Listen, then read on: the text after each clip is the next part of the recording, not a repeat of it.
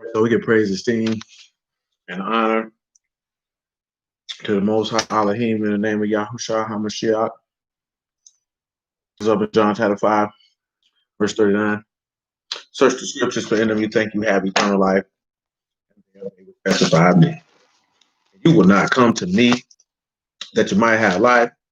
I receive not honor from men, but I know you, that you have not of Elohim in you.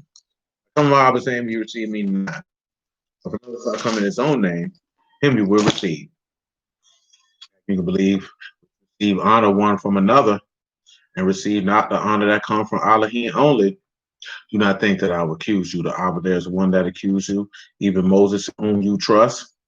Had you believed Moses, you would have believed me. But if you believe not his writings, how can you believe my words? Proverbs chapter 14. Proverbs chapter 14 and verse 26. Verse 26. Oh, praise the Lord. Back at it again. Back at it again. So thank the Lord. I forgot Proverbs 14 in my book. 14 and 26. Proverbs 14 and 26. And the fear of Yahuah is strong confidence. And it's now, we discussed some of this on Wednesday. We did hit a few things and a few things of a few things. So let's revisit some of those things. If you recall, the word for refuge in Proverbs 14 and 26 was, I'm going to pronounce it wrong. So let me just go ahead and look at that right now, because I'm already feeling like I'm going to pronounce it wrong. So why even do that? Why even do that?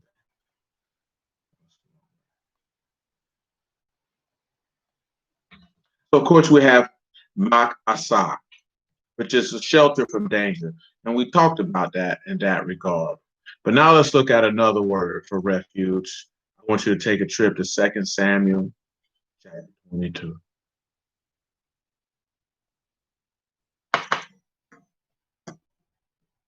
You can pick it up at verse 1.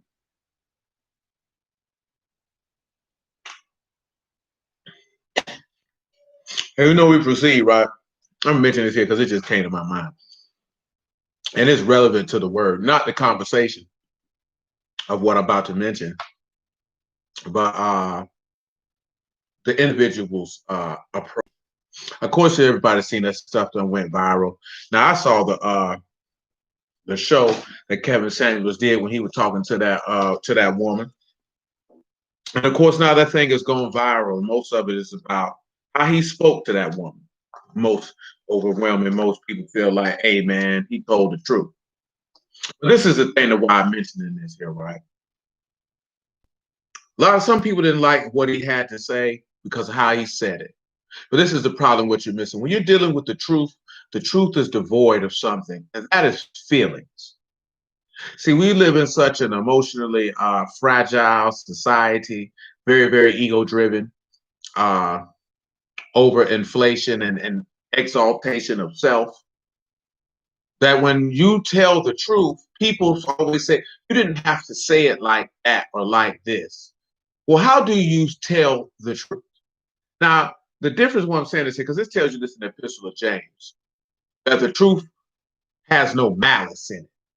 See, when you're telling the truth and there's no malintent behind it, meaning that you're speaking for the purpose of intending to injure, being malicious and spiteful, even though you're telling the truth. That is an instance where you probably should have kept your words to yourself because your intent was to injure and you cloak it in the fact that you're telling the truth. But if you're telling the truth for a proper assessment so an individual can gauge what it is that they are or need to do in order to achieve a specific objective, there are no feelings. That's no different than when you're dealing in business. There are no feelings. Now, this goes back to what I mentioned to y'all on on Wednesday in regards to women saying that they're a man's refuge and wanting a man to be vulnerable. And if you look up the word vulnerable, it comes from the Latin word that literally means wound. So then again, why are you asking a man to allow you to wound him? What can you do with that information? See, we can read in the text that when Samson was vulnerable with Delilah, it cost him his eyes and then his life because he was open with this woman and he was vulnerable. See, the word tells us in Micah chapter 7 to not even, let me show it to you, just so you know that I'm not making this up. Micah 7:1.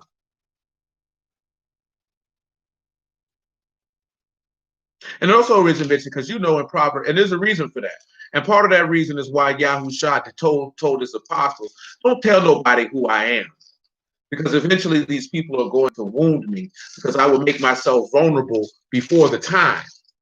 So just don't think that I'm just mentioning this just to mention, because there is a point of it. Because at the end of the day, I would like for someone to convey to me what reason, rhyme, and purpose is it for a man to be vulnerable to a woman? What does that do to profit that man? Because the biggest mistake that's being made in this world of why masculinity is always under constant attack, degradation, damnation, and castigation is because individuals are telling men what they should do and how they should do it, and nobody can tell you why is it that a man should do this. See, we were just talking about this here before I clicked this thing on. Because it was a lady that I know. I told you about a dude laying like his hair, right? Laying on a young man laying on his daddy. And then the purpose is how many women want men to interact with other men like women interact with women. You know what I'm saying? Men are not led by emotion, so they don't have emotional conversation. See, it's also a common misconception. Let me just speak this for myself personally, right? I see a lot of people say, black men should be able to tell each other they love each other, hug each other. I grew up like that. When I say grew up like that, not with people in my family, with the niggas I grew up with. It was never a weird thing for any of us.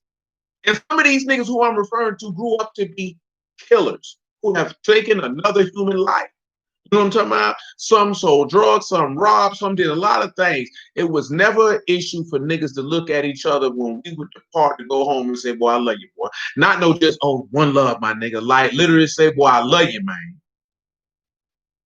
Never was a problem.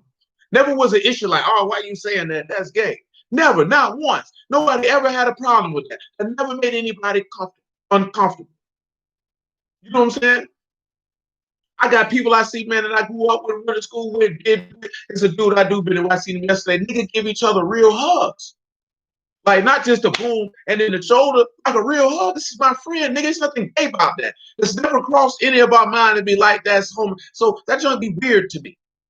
Because I know it's a common misconception that men do not show affection one to another or divulge how they feel in one to another. It's just not as true as people like to paint it out to be, because men are not overly emotional. I nigga tell you how he feels. He's telling you how he feels, not to vent, but do you have any tangible, rational, or practical solution that you can offer to me that can be able to resolve the situation or circumstance that is causing me to feel the way that I feel at this particular time? Not just to sit around and talk about how I feel, just to talk about it. See, that's the difference. See, if a man is having a problem spiritually, he wants to come talk to another man who can give him the strength and wherewithal to where he can deal with what it is that he's dealing with spiritually. This is the reason why his sons have a refuge, and that there's confidence or hope or trust in the fear or the reverence of Yahuah, because there's something to be gained in from doing this. You understand? See, I'm mentioning this for a reason, because the man is the head of the household and is a representation of Mashiach on the earth. And when Mashiach was in distress, he sought to his Elohim and he sought to his brethren. So when you turn around and you're a man and you're in distress, what am I seeking to my wife for? What can she really do for me in that situation?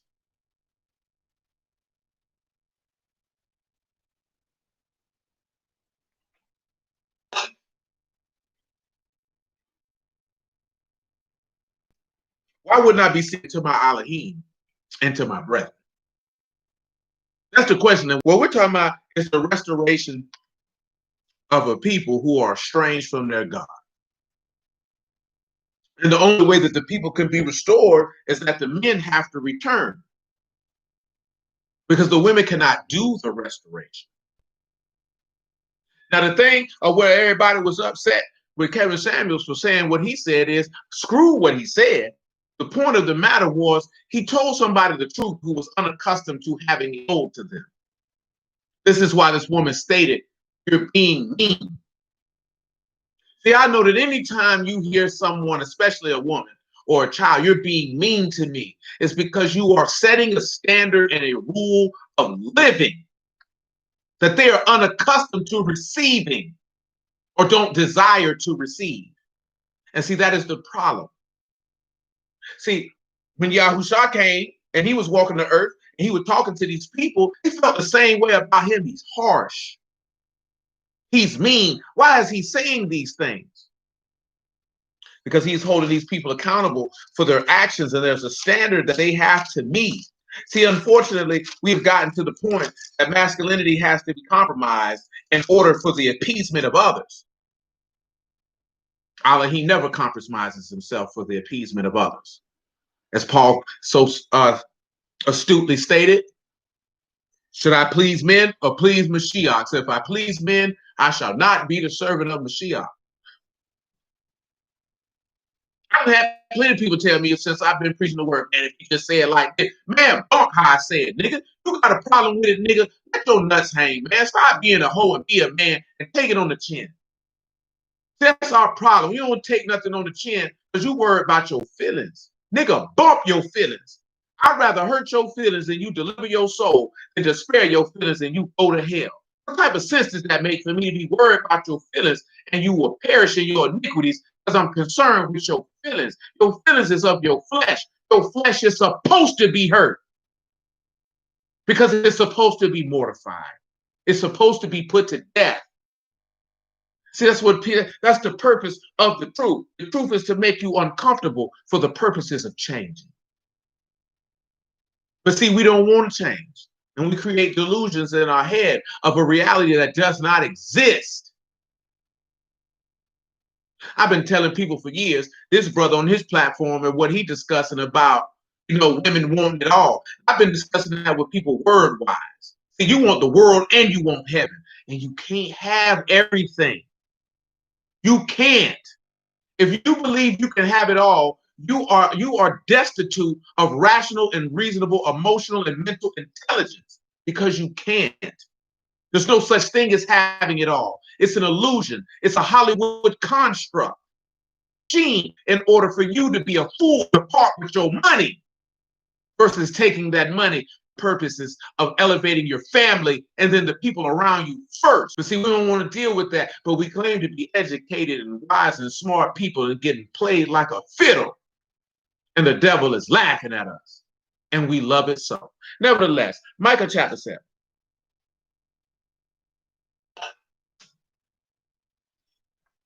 Say, woe is to me, for I am when they gather the summer fruits, as the great gleanings of the vintage. There is no cluster to eat. My soul desired the first ripe fruit. Good man is perished out of the earth. There is none upright among men. They all lay in wait for blood. They hunt every man his brother with a net. See, that goes back to what we were talking about last week in Proverbs. This describes. You already know that. They're laying in wait for blood. See, let me tell you something, right? Like, I heard a dude call Kevin Samuels show one time and say, nigga, I'm going to F you up. What type of cornball nigga you got to be to call somebody's show to talk about you want to fight them? I remember my nigga Quad, man, about 4 or 5 years ago, man, niggas was trying to get him to come to a Hebrew event just so they could jump in because they didn't like what he was saying. You want to fight a man because he don't agree with you. People be laying in wait for the purposes of injuring because you tell the truth. They might want to physically injure you. They might want to assassinate your character. They might want to do all type of things to you, lying in wait for blood, for telling the truth. See, Paul, come over here to John chapter 7 real quick, man, for the Lord's sake. Because this is why they were laying in wait for the Lord. We also hold in 2 Samuel 22. Y'all just bear with me, man. There's a lot ain't going across my mind. And we're gonna go what we gotta do and make it come right on time. So we're gonna come over here. 7 and 1 is fine. He told you this a long time ago, and Yahuah himself told us the same. That he didn't come to bring peace but a sword. See, and set a man at variance. The truth does not bring together, it separates. And the example of that viral video showed is this here. See, this is the one thing that this world despises, specifically, as a black man who has standards. See, the world does not believe, especially black women in particular, that a black man should have standards. Because when someone has standards, you have to elevate your level of play. And when you don't want to elevate your level of play, those standards will offend you. This is why black men are berated for having them. How dare you have a standard? How dare you? You're less than yesterday's trash. So when a black man says, I don't want no out of shape woman. Oh, your mama was fat and she need to get in shape too. See, they wouldn't know how to respond to that. This man said, if I'm in shape, my woman gonna be in shape. I will accept nothing less. See, that's not an unrealistic expectation to say that you want a woman who's physically fit, especially if you are. Now, see, if you're not physically fit, you can't require that of a woman. You can't require that of her. But if you're fit, then you can't be that, hey man, you just gonna have to meet that. Oh, that's not the man for you.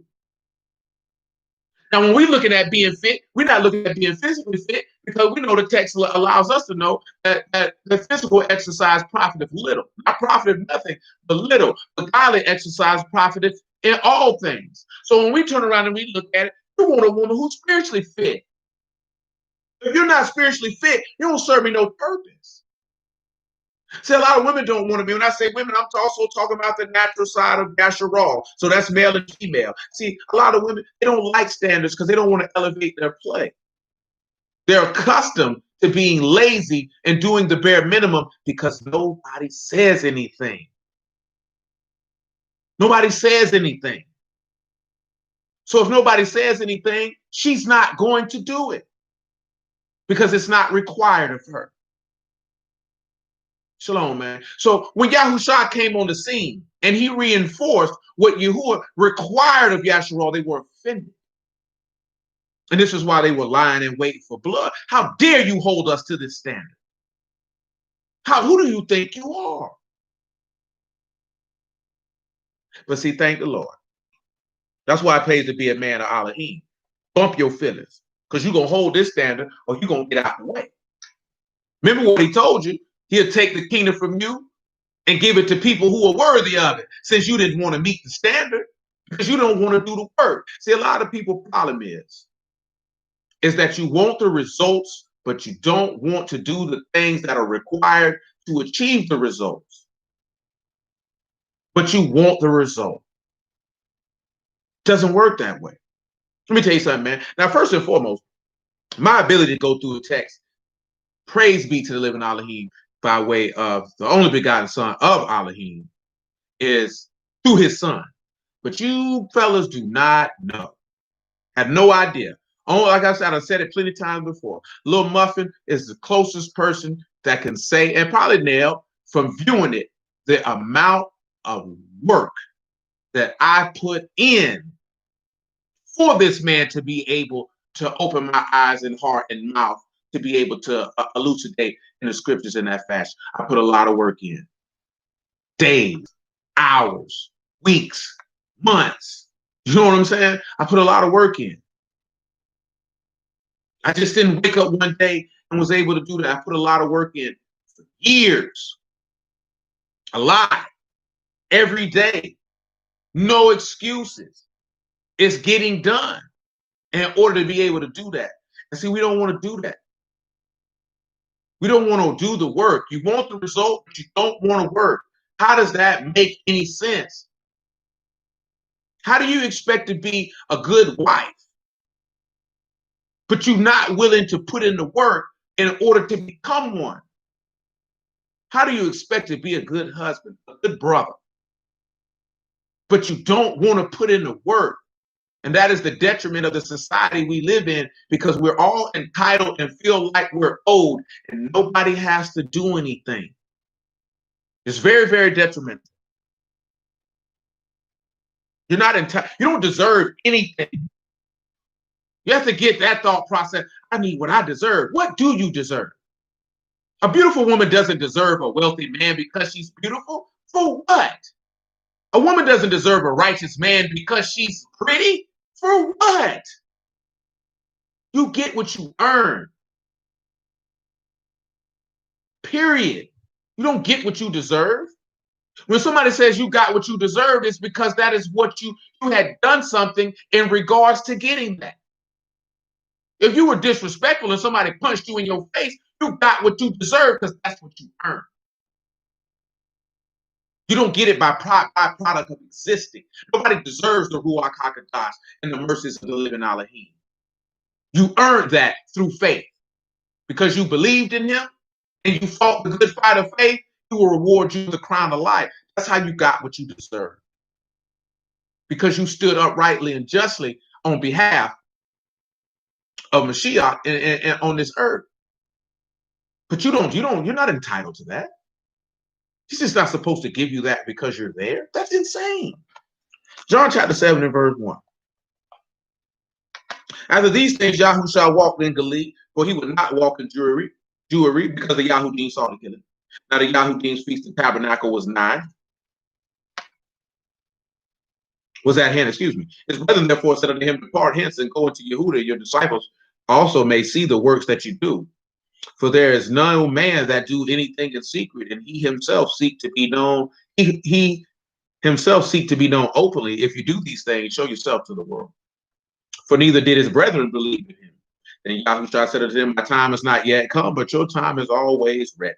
The world cannot hate you, but me it hate, because I testify of it that the works thereof are evil. Now, I mentioned this here, right? I heard some man, Kevin Samuel, say this here, and a brother posted this here earlier today. He was mentioning this regard to ego. A lot of women have ego, which is commonly referenced to men. The level of self-importance and esteem that you have. Ego is what causes you to feel like you deserve things that you are not worthy of. Now, the word was simply called ego, pride, lofty, haughty spirit. We know that the word says that he resists the proud and give grace unto the humble. So to be filled with ego or pride, if you will, and I'm going to always keep mentioning those because those two things, basically that's what ego is, it's pride. That's all it is, it's pride. Ain't no way to skin it and grin it, clean it up, wash it up, generalize it. It's pride. That's simply what it is. You have an overinflated sense of importance. That's why our people, see, again, I keep telling you, because he told you in Hosea chapter 4, I believe, that I will not punish your wives punish you for being with whores because you're married to whores. And I keep telling you before, if you want to see the state of how Yasharal behaves as a whole, just watch how the women interact with the men. Matter of fact, let me go over here to Hosea 4 so you can understand why I'm saying what I'm saying. Y'all just bear with me. You were willing. It's a conclusion to the matter. It's a rhyme and a reason and a point to the conversation. Hosea chapter 4, verse 6.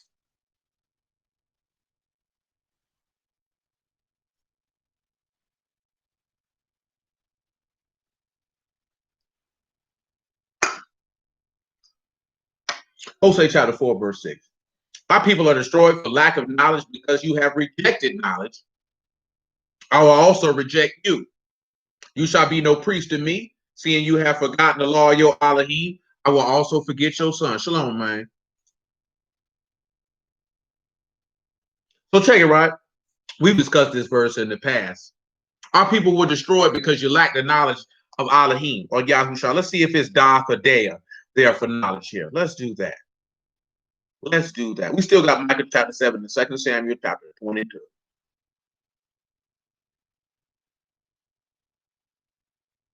Because, you know, every brew loves to, and people love to use this Hosea 4 and 6, and it's Dath. They like to use it completely out of context of what he's referring to. See, the people are just not, you're not destroyed from just lack of knowledge, because knowledge here is Dath. You know, that's knowledge, perception, skill, discernment, understanding, wisdom. You reject the Remember, Yahushua is made unto you understanding. You reject that which is of Elohim. Therefore, he say he is not going to be a priest to you. He is no longer going to minister unto you. He's not going to serve you. That's why I say I don't pray for the world. I'm not a priest to them. Remember, he said he came into his own received him not. They rejected knowledge because Yahushua is the knowledge of Elohim. He's the skill, the discernment, the wisdom, and understanding of Elohim. They rejected that. That's what you seen that woman doing in that video. Just using that as a natural instance for a spiritual understanding. She was given knowledge and she rejected it. Now, who do you think is going to serve someone who openly and wantonly rejects knowledge? And that comes from ego, pride, your inflated sense of self-importance that you feel like certain things don't apply to you. So you rejecting knowledge. Remember, Paul made a statement of evil communications corrupt good manners.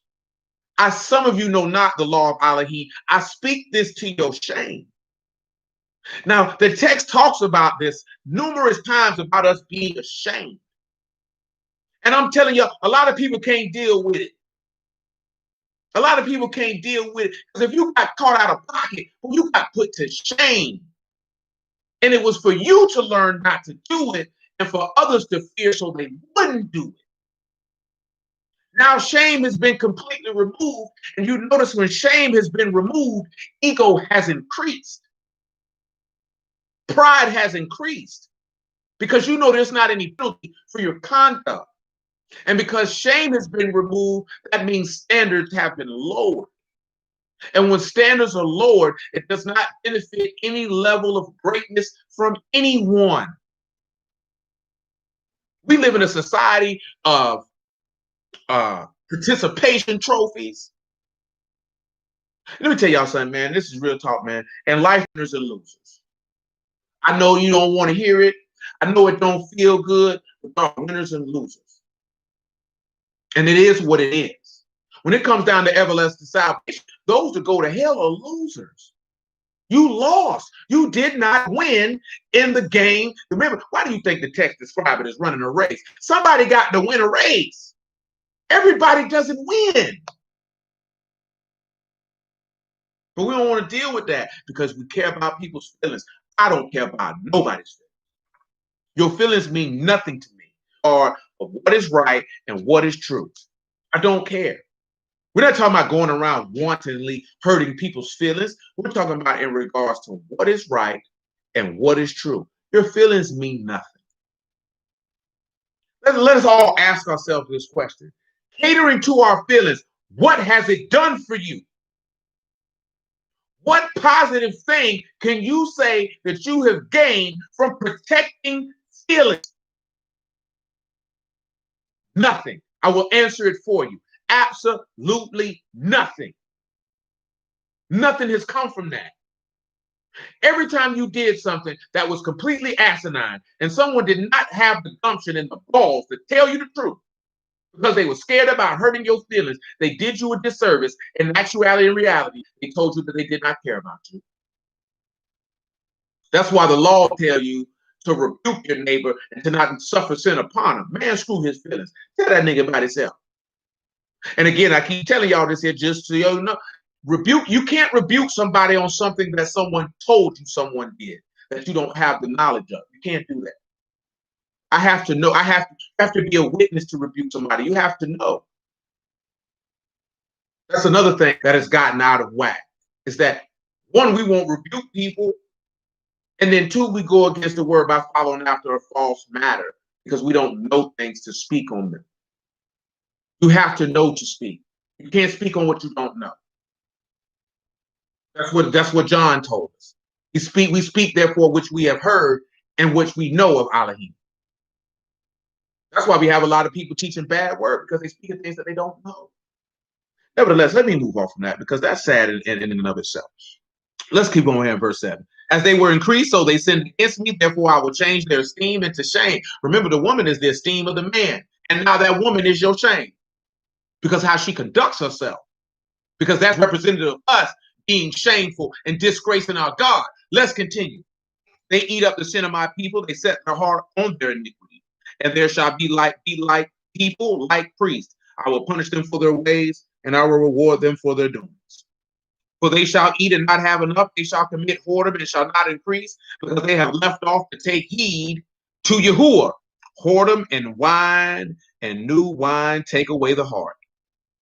Excuse me. My people ask counsel at their stocks, and their staff declare unto them, for the ruach of whoredoms have caused them to err. They have gone a whoring from under their Elohim. Let's look at a whoring. And that is zanah. That is to commit fornication, to be a harlot, to play the harlot, or most importantly, to cause to commit adultery, the force of the prostitution, but most importantly, to be unfaithful to Yahuah, to be unfaithful to Elohim. What is it to be? It's to love him with your whole heart, mind, and soul. We talked about that last week. Our people, we're not a faithful woman. We're not a faithful woman at all. And just like I say in Proverbs, we eat it from a dish and wipe it from our mouth and say, I've done no wrong. That's how we out here feeling, because we the Israelites, so we ain't done no wrong. They sacrifice upon the top of mountains. We burnt the incense upon the hills under oaks, poplars, and elms, because the shadow thereof is good. Therefore your daughters shall commit whoredom, and your spouses shall commit adultery. I will not punish your daughters when they commit whoredom, nor your spouses when they commit adultery, for they themselves are separated with whores. They sacrifice with harlots. Therefore the people that do not understand shall fall.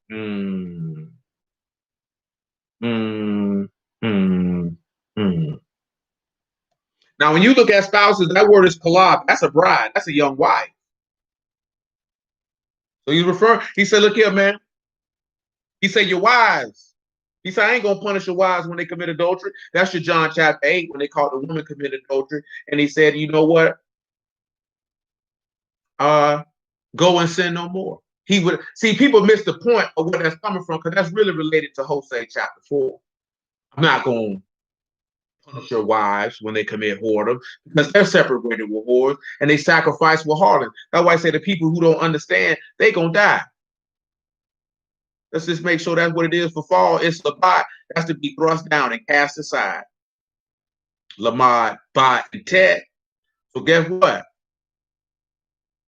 You're gonna be fooling with the snake, and you ain't gonna know the teachings of the sun, because you messing around with that snake. And you're going to get cast to the side. Fooling around with the devil ain't going to cause you to know the teachings of the sun, and you're going to go cast to the side. You're going to get thrown away.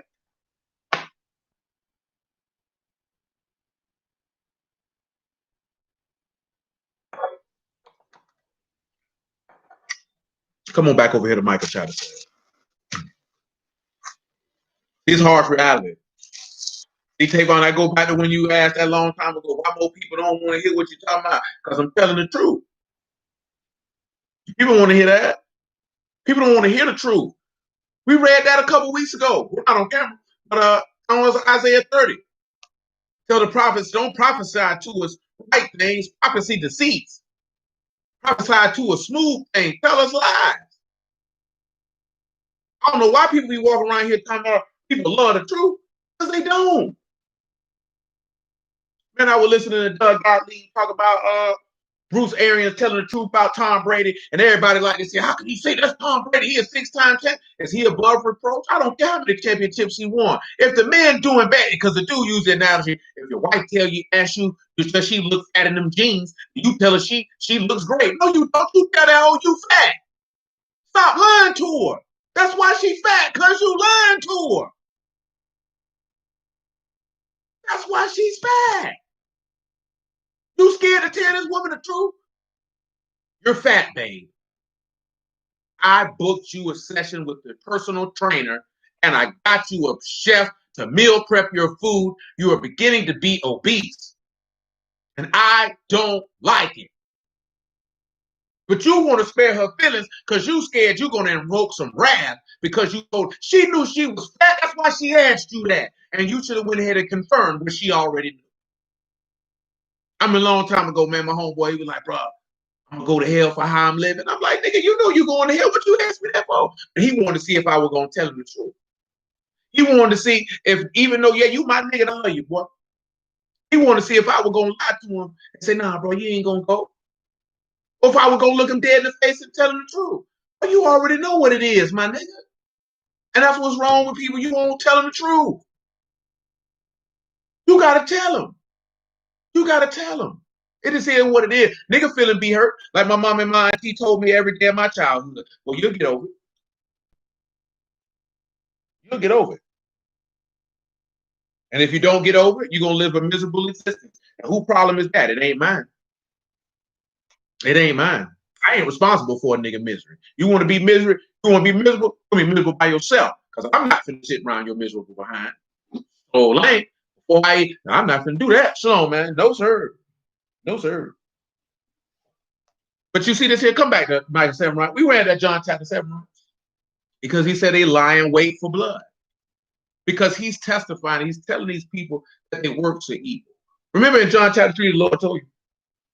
He said they won't come to the light lest their deeds should be reproved. Remember, that's just like roaches with the lights on. You cut them lights on, the roaches get missing. You cut that word on, them sinners get missing. Teeth go to grinding. Spit coming out the side of their mouth. They're angry.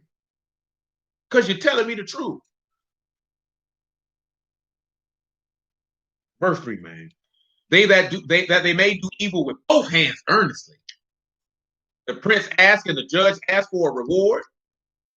And the great man, he uttered his mischievous desire. So they wrap it up. That's Judas. You know, praise Elohim. Everything come full circle from the week before. But verse 3, that's Judas. You have to realize something. The apostles were going to be made judges. He told them that in Matthew 19. Did he not? Did not, and he was a judge, right? Because he would have been one of the apostles. He not asked for a reward. What will you give me? If I tell you, if I give him to you, he's a great man. That's good dog. You know what I'm saying? He was a man of importance. He was a distinguished man. This man's an apostle. Allegedly, anyway. And he uttered his mischievous desire. That take you back over there to Proverbs chapter 6 and Proverbs 26. At Proverbs 6 is 7 abominations in a man's heart. Or Proverbs 26. Mischievous desire here is Yahuah, right? And that's a engulfing ruin, destruction of calamity, a desire in a bad sense. Hey, ooh, and hey. See, just go ahead and behold, right? They nailed Yahuah. That was his mischievous desire. Like I said, that was his mischievous desire. So they went ahead and wrapped that money up for him. I got you, my G. Come get this money. Come get this money. The word is avah. It is to wind, weave together, or figuratively to pervert. Ayin, batin, hey. Cow, excuse me. Let's continue. The best of them is as a briar. The most upright is sharper than a thorn hedge. The day of the watchman and the visitation come, how shall there be their perplexity? Trust you not in a friend, put you not confidence in the guide, and keep the doors of your mouth from her that lie in your bosom.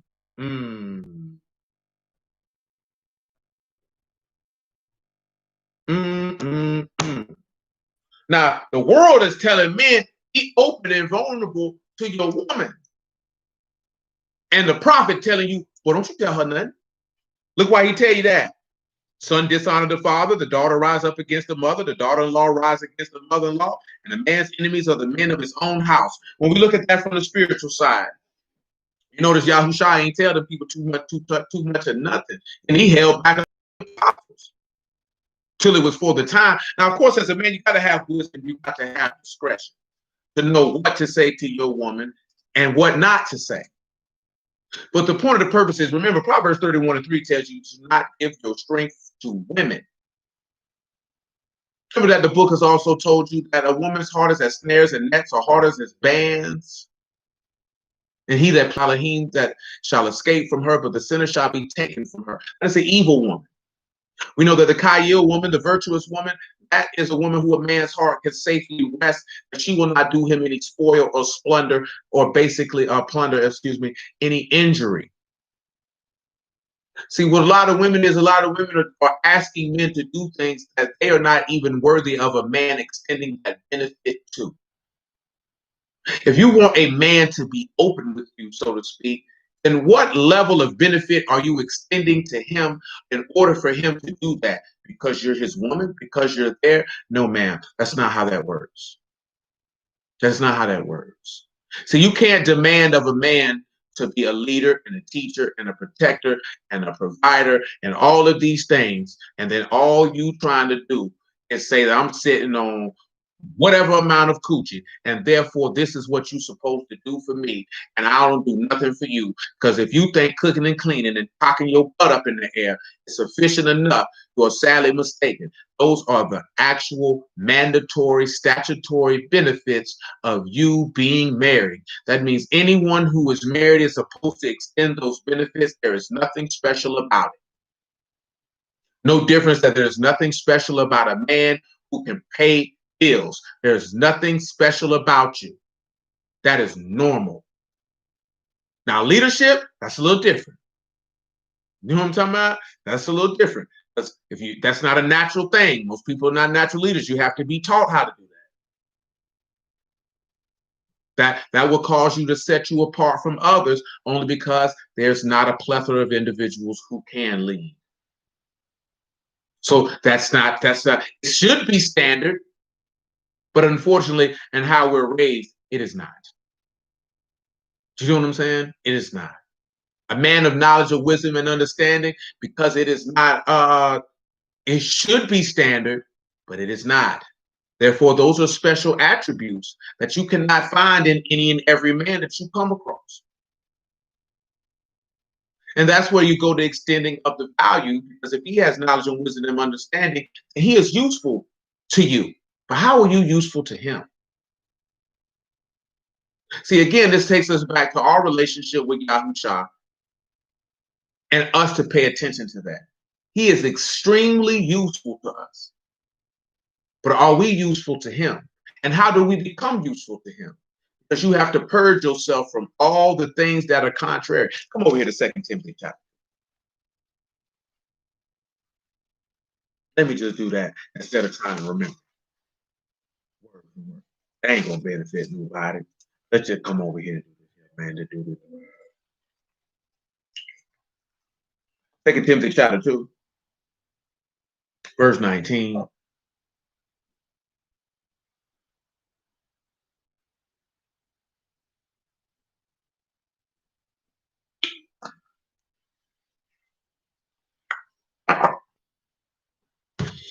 Nevertheless, the foundation of Elohim stands sure, having the seal of the Lord, know them that are his.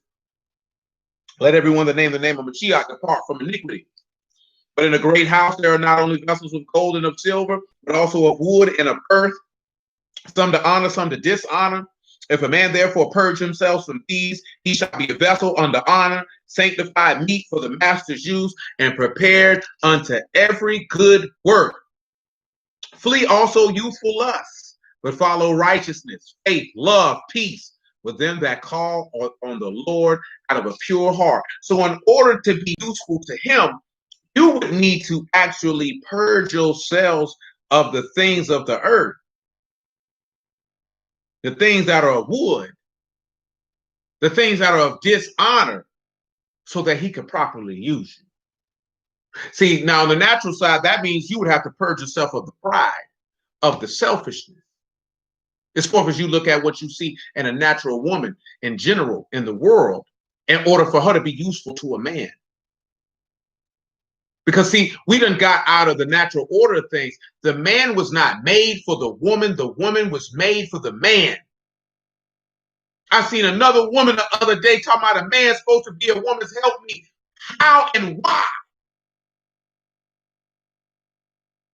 Yahushua is not your helpmeet. He is not your helpmeet. Your husband is not your helpmeet. I keep mentioning that because these thought processes is how we begin to look at our God. I'm going past how a man and a woman on the earth look at each other. This is how we begin to look at our God. You begin to look at him like he's there to help you, and that you don't have to do anything for him.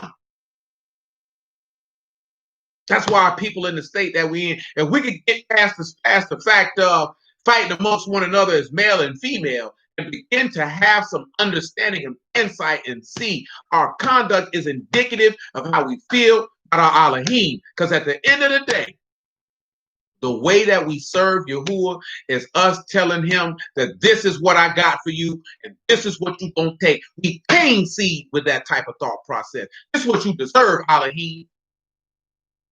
Not the best that I can give, but here, take these crops and be happy. What you mean you're not going to accept it? Now I'm Ross. I want to kill somebody who did what they were supposed to do. That's what we at with it. And we can't see it. Because we can't see that how we interact with each other, man to man. How we interact with each other, male to female, parent to child.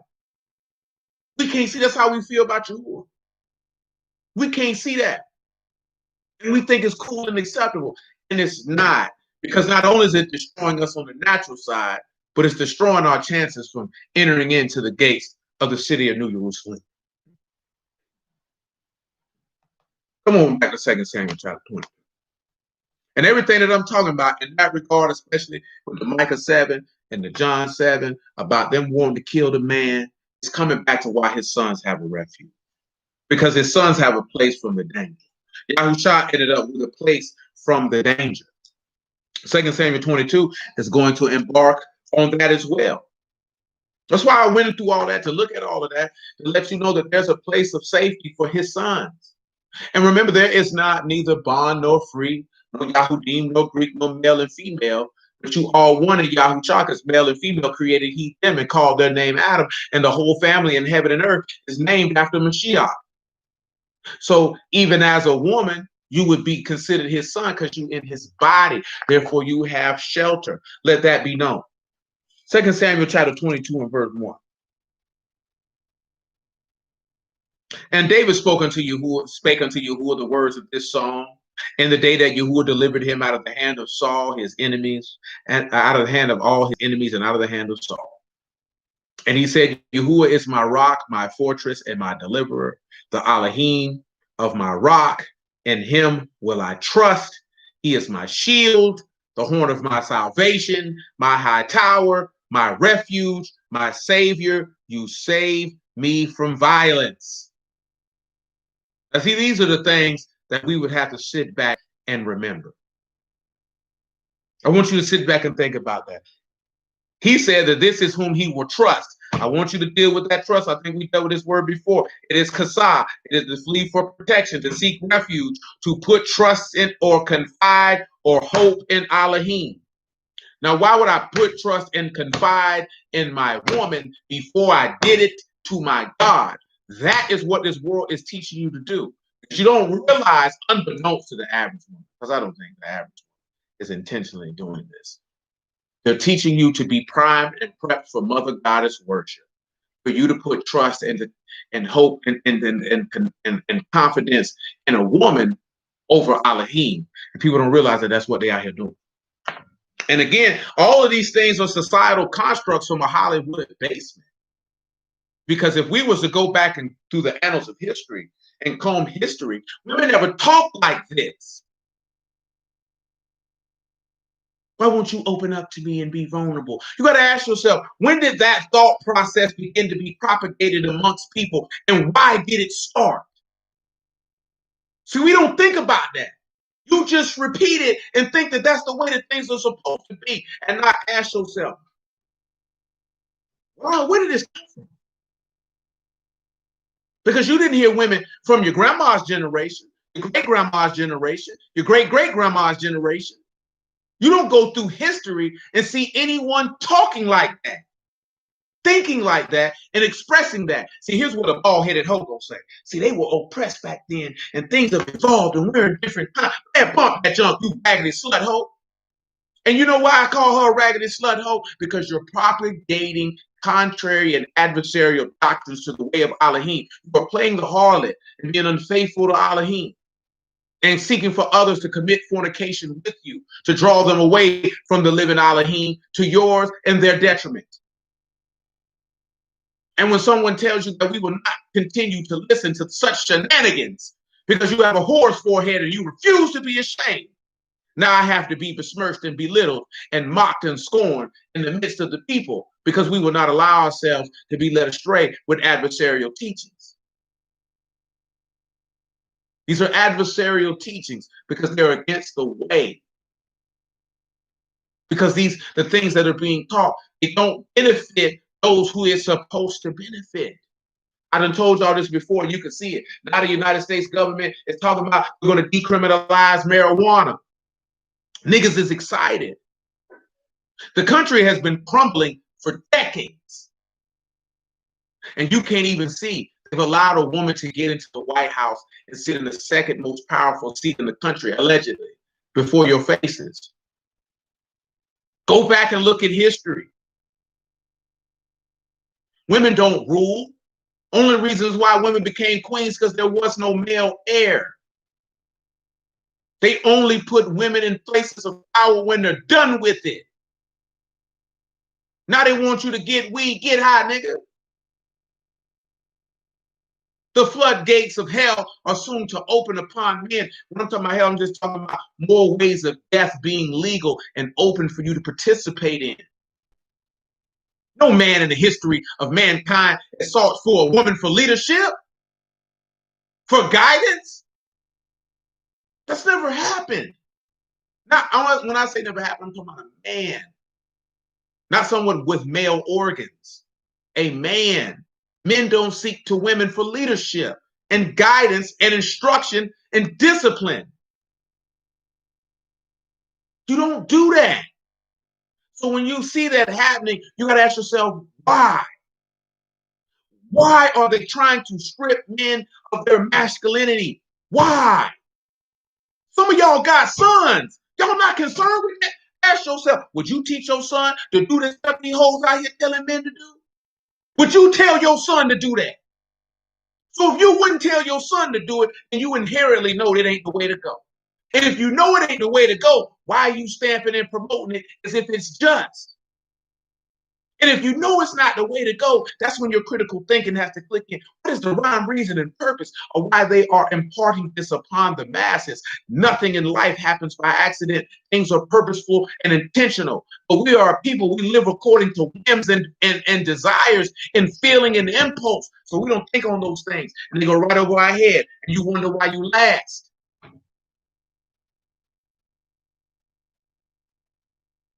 Now, Kasai, excuse me. Kot, Samak, and Hay. Just go ahead and grab hold of Yahuah and be separated. Or like he told you in Acts 26, that they be received inheritance from the faith that is to be sanctified by the faith that is in me. Let's continue. I mentioned the word refuge. I'm sorry. I know I done went on a couple of tangents, but let's let that be known. The word is manos, place of escape, for flight and for refuge. Meme, Noon, U, and Samak. The seed of the Ruach, or being born of the Ruach. Understand? We talked about that seed in Isaiah 59 last week. It secures eternal life. And again, this is in regards to your escape from death.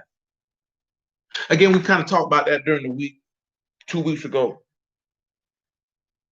But at the end of the day, we're trying to escape death. You can't escape death by going around. Remember, right this here, right? Yahuah said, the people were serving him in vain for doctrines and commandments of men. Same thing that's contained in the book of Isaiah.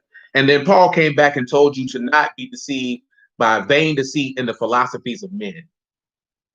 See, a lot of the things that are out here in the world, like I'm mentioning, some of this stuff that I'm mentioning, that stuff don't come from a woman. A man came up with that. They give it to a woman. The woman thinks she came up with it, and they propagate it to the people. And these are the philosophies of men, for the purpose of destruction of those who seek to become the sons and daughters of the living Elohim.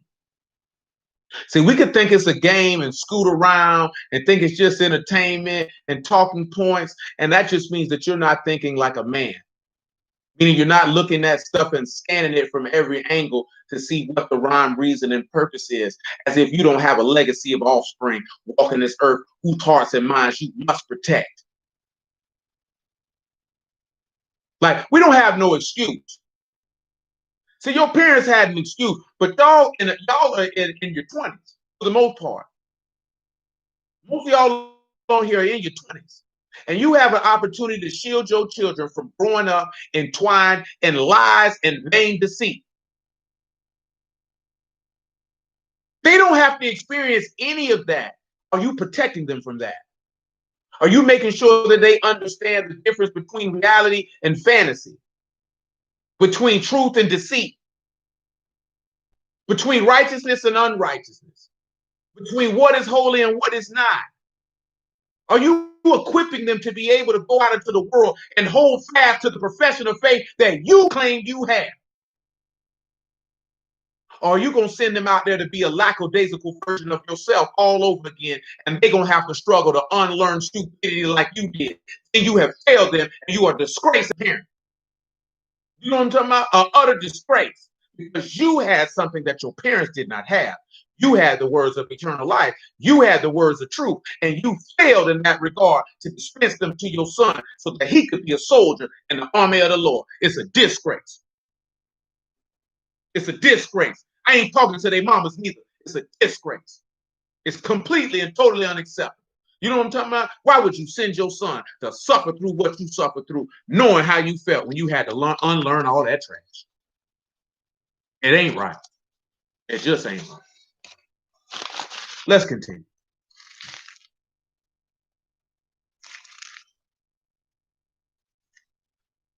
Verse 4. I will call on Yahuah, who is worthy to be praised. So shall I be saved from my enemy. Praise the Lord.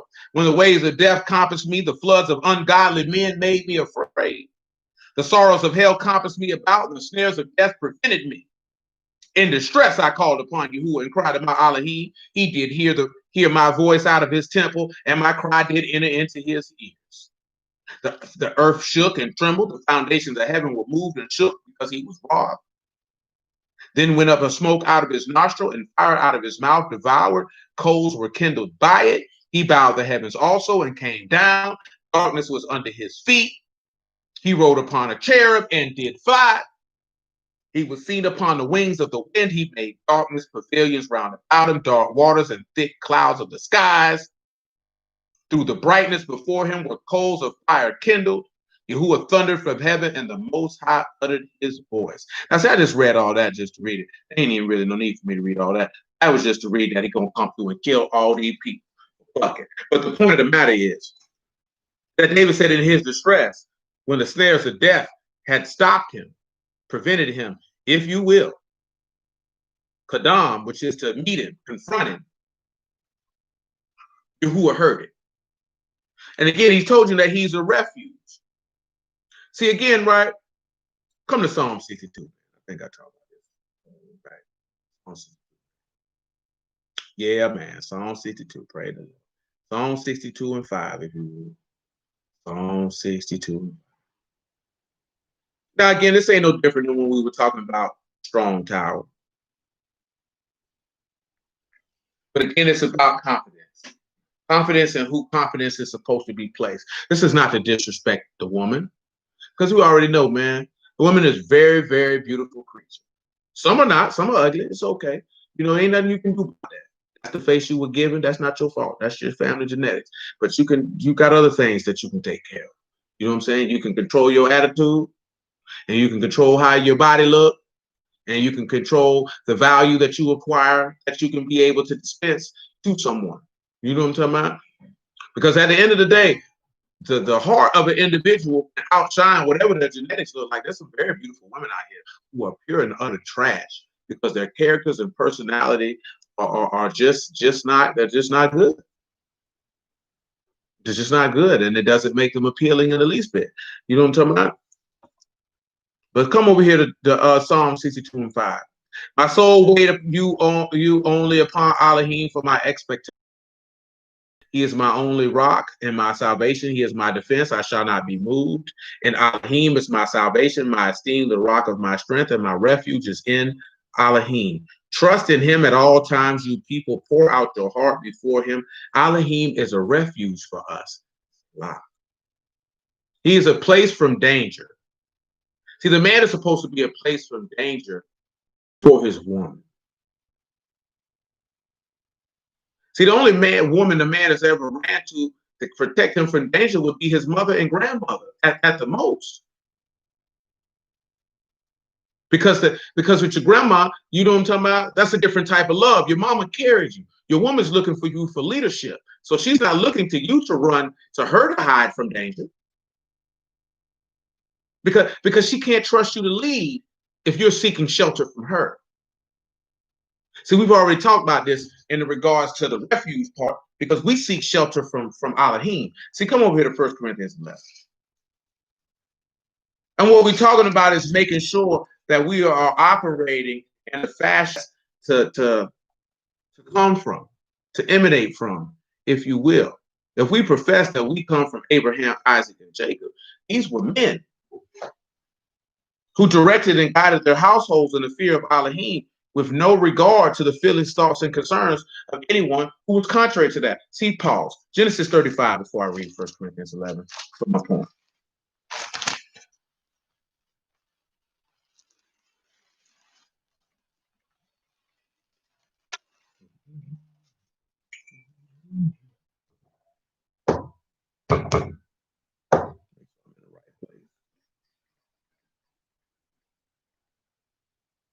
Yep. Genesis 35:1.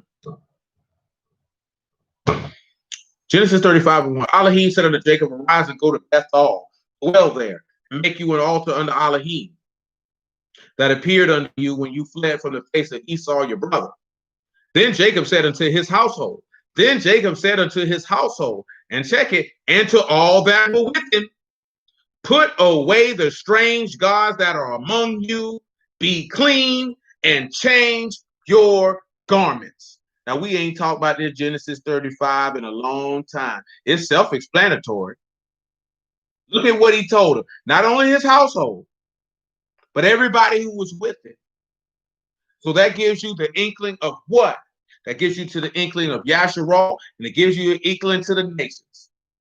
Because everybody that was with him, he told him to put away, which is serve, to depart, to turn aside, to be removed. Samak, U, and Raj, you grab hold and get secured to the highest, because you're going to have to turn away from everything if you're going to come to him, especially if you want him to be your refuge.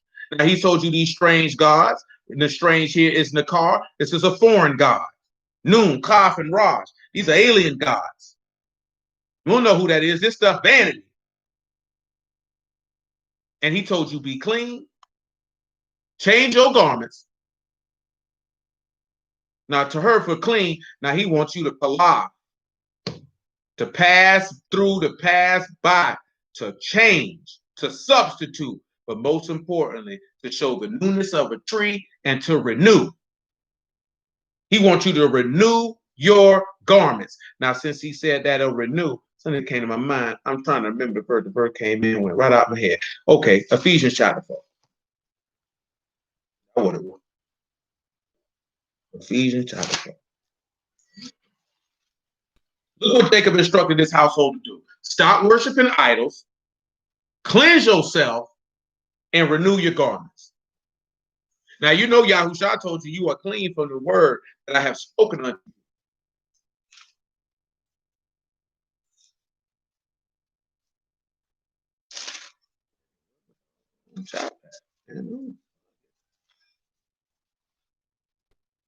There we go. I get right eventually. Ephesians 4 and 18, I suppose. Having the understanding darkened, being alienated from the life of Elohim through the ignorance that is in them because of the blindness of their heart, who being past feeling have given themselves over to unto lascivious to work all uncleanliness with greediness. But you have not so learned, if so be that you have heard of him and have been taught of him, as the truth is in Yahuah. Therefore put off concerning the former conduct the old man, which is corrupt according to deceitful lust, and be renewed in the ruach of your mind, and put you on the new man, which is after Elohim was created in righteousness and true Kadash. Now let's hit these characters for Kalaf while we're here, right? Simply just Kot, Lamad, and Pei. Simply that the words of the shepherd will separate you. They will make you new. We'll go back to what we were talking about, which is being born again,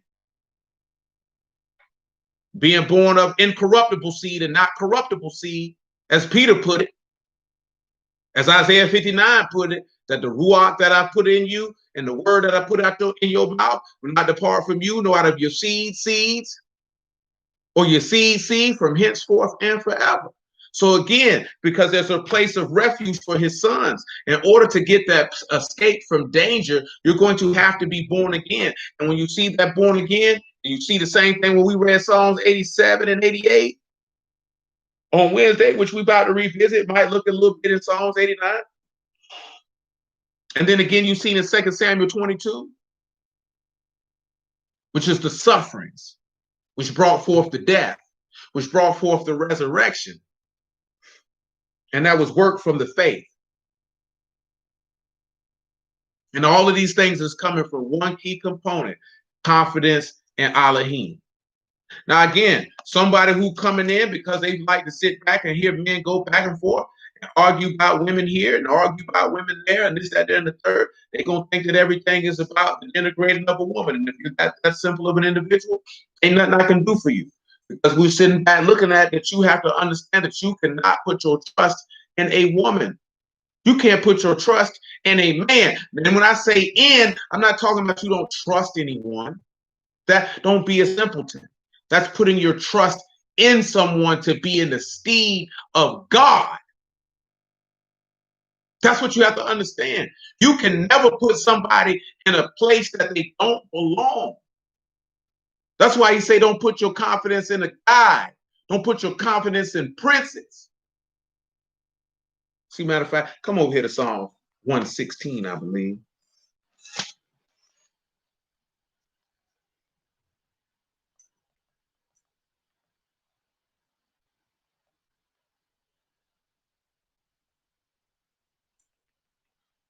Oh, that's 121. That ain't what I want. Why would you do that? That's 116. There we go. There we go. It was Psalms 118. That was in mine. And then I said 116. So, verse 6, Psalms 118 and verse 6. Yahuah is on my side. I will not fear what man can do unto me. Yahuah take my part with them that help me. Therefore, I shall deceive my desire upon them that hate me. It is better to trust in Yahuah than to put confidence in man.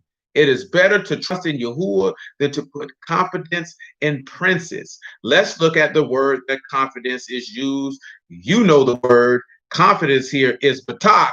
That is to trust in or to make secure or to be safe or to be careless. Now, when he says back for careless, and that's a little different. So that's like I said, but when it seeks to be careless, it actually refers a woman. But to be confident or to be secure in, you ain't got no business having no confidence in no man. Now, when his trust has got the word kasab that we mentioned before, that when you're talking about sitting back, sleep, running from danger and fleeing from danger and to have a protection and to confide and hope in, that's supposed to be in Elohim and not in the flesh. But it's not mean that you walk around and say, I don't trust anybody, but you don't put anybody, you don't put that. Remember, the book tells you not to look at anyone above that which is written. What we end up doing is we end up lifting up people on pedestals, which is the purpose of how ego is increased to the point that people's pride is increased. And when people's pride is increased, it will always set them up for a fall because they will begin to operate in a way that they should not. But let's go to 1 Corinthians. Because at the end of the day, because again, like I said, I told y'all this Wednesday when I was talking with a brother man about this here, man. Y'all already know. The way Yahuah supports and encourages marriage. Now, of course, we know in this world society, I can understand why people don't. But we support that because that's honorable in the eyesight of Elohim. So how could we not? So always the purpose is to make sure that our marriages are operating according to how the word says that they should operate. Because when we operate how the word says that we should operate, then our marriages should be comfortable and smooth.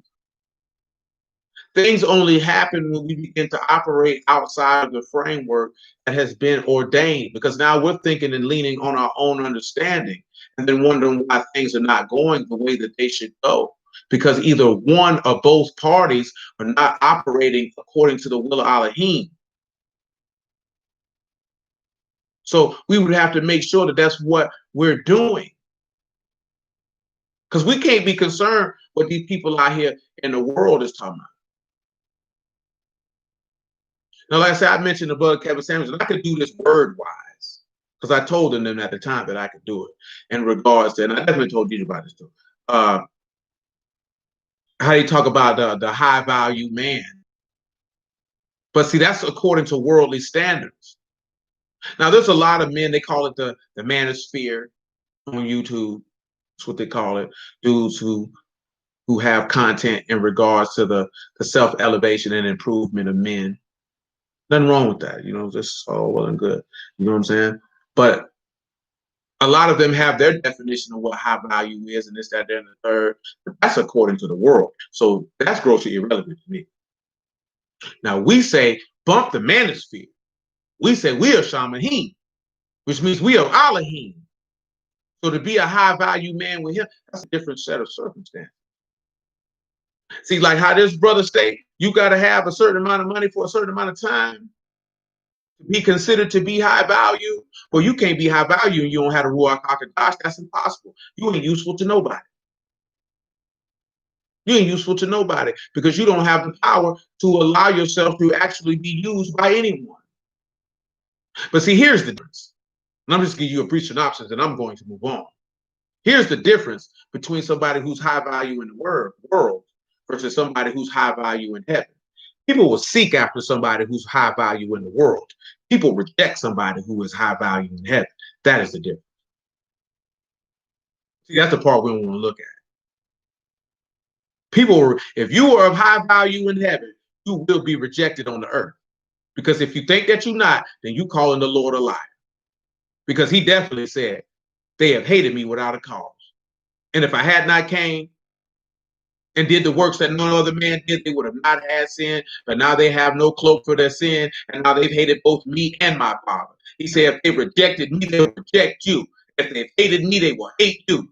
Because the Lord is not greater than the servant. See, that's the difference that we don't want to swallow. If you're high value in heaven, you're going to be rejected on the earth. I go back to all that stuff I was talking about before. I'm going to testify of it, that his deeds are evil, that your wife is going to commit adultery, and I ain't going to punish them when they commit adultery. He said, but those that don't understand, they're going to fall. See, those that lack understanding, you're going to get cast right to the side. Because you ain't going to be able to see, oh, this happening because this is how we serving him. Let me get myself together. That pierced right in the soul. Because it get to focus on man, woman, and get to focus on individual and how they serve in Elohim. And that's the point. How do we serve Yahuah?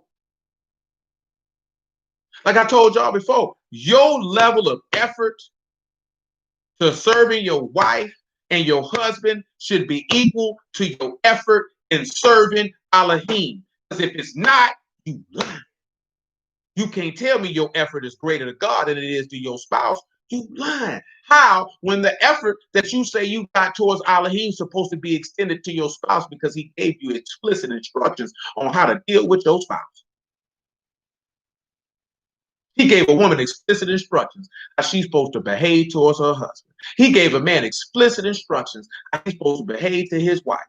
So then you tell me that your effort level to Elohim is greater than it is to your spouse? You lying. Because if your effort, it's got to be equal, because you will be doing what he told you to do if your effort level was great towards him. But see, we don't want to have that conversation because that's a standard and a level of accountability that the people in this dispensation of time seek to avoid at all costs. And why would you want to avoid it? Why are we seeking to avoid? Indeed, amen. Why are we seeking to avoid expressing the love of Elohim at the end of the day? in every facet and form that can it be expressed. Why are we seeking to avoid it? Why is a woman seeking to avoid reverencing and honoring her husband and serving him? Why is she seeking to avoid that? Why is she seeking to become one heart and one mind with him? Why is this man seeking to avoid to lay down his life for his wife and to cherish, nurture, and honor her? Why is he seeking to avoid that? Yahuah, he never sought to avoid do any of those things. Just imagine if he sought to avoid that for us. The state that we would be in, we would still be caught up in death.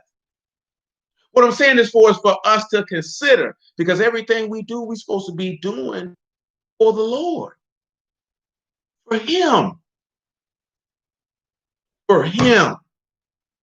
Fuck all this other stuff. Well, we're looking at the worldly battle of the sexes and, black love and all this stuff that we want to trivialize and everything, this cornball, you know what I'm saying? Antiseptic, internet, cliche, cornball type of junk that we own. Man, we talking about real life, man, G. Real life. Real life and the will of the Creator, of how he wants his offspring, his household to live and behave towards each other.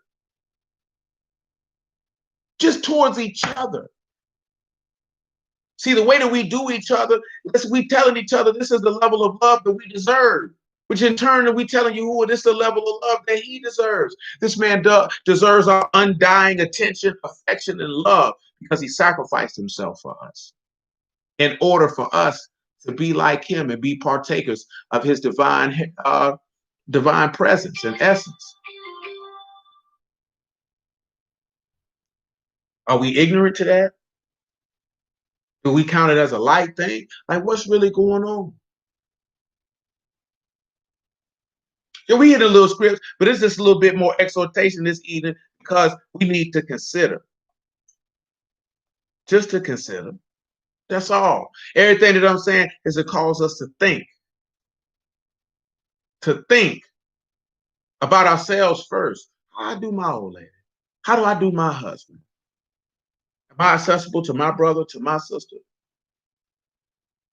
How do I conduct myself with those outside of the household? Do I give Yahuah what he deserves?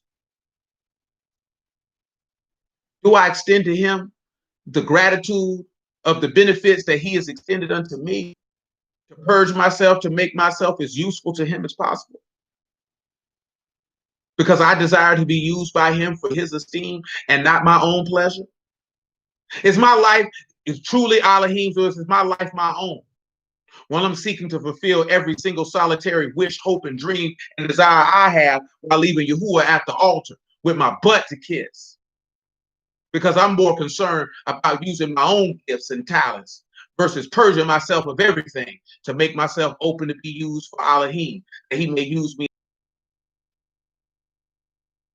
no matter what fashion he chose to use me to get it done in. But if by chance I could win one soul to him. See, we don't want to think about that. That at the end of the day, man, this world gonna perish. And we worry about everything in a place that will surely burn, but not about a place that'll come down from heaven with streets with transparent glass, where there is no tears, no crying, no pain, and no death. And that Elohim himself shall wipe your tears from your eyes, and that you shall forever be in comfort of the great Elohim as you will dwell in his light and rejoice and praise him in his temple. These are the things that we ought to consider. Let's continue. 1 Corinthians chapter 11. Be you followers of me, even as I also am of Hamashiach. Now I praise you, brethren, that you remember me in all things and keep the ordinances as I deliver them to you. But I would you know that the head of every man is Mashiach, and the head of the woman is the man, and the head of Mashiach is Elohim. And that's the point that we just have to remember. And again, we're talking about seeking solace and comfort. Of course, a woman can seek comfort in Elohim. That's just retarded and tonight to think that she could not. But of course, And then you look at something, she got an issue, she go to her husband. When her husband got an issue, he go to Mashiach. When Mashiach had an issue when he was in the mess, he went to his father. Now, see, I'm mentioning these things for a reason. I don't think it's meant that we understand the level of sad. Now, this is only relative if a woman really, really, really believes in Yahuah. The level of sadness that they have when they see that we are devoid of a burning desire to serve Elohim, that we don't desire to sit down and read the text, that we don't have a desire to understand it, that we don't have a desire to impart it to them, that we don't have a desire to impart it to the children, that the opportunity every day that he allows our heart to beat, our lungs to rise, and our eyes to open, that we can draw nearer and closer to him. And then likewise do what is in Genesis chapter 18, saying, I know Abraham, that he'll do justice and judgment, and that he will teach his house in the way of Yahuah. For a woman that, see, when you're dealing with a worldly woman, the number one thing that's going to bring her comfort and security is your ability to pay the bills. See, when you do it with a godly woman, she's already known that's a prerequisite. Because he that does not take care of his own, especially they of his own household, is an infidel, and he doesn't deny the faith. So if she in the word, she already know you're going to do that. But what brings them comfort and security is the fact that you do justice and judgment, and that you can lead the house in the way of Yahuah. They know that they can comfortably be guided to their Elohim, because their way to Elohim is through you. Now, see, some people gonna sit back and think, so you saying a woman can't be saved without a man? That's not what I'm saying, because a woman can't get to Elohim on her own. We've already had that conversation.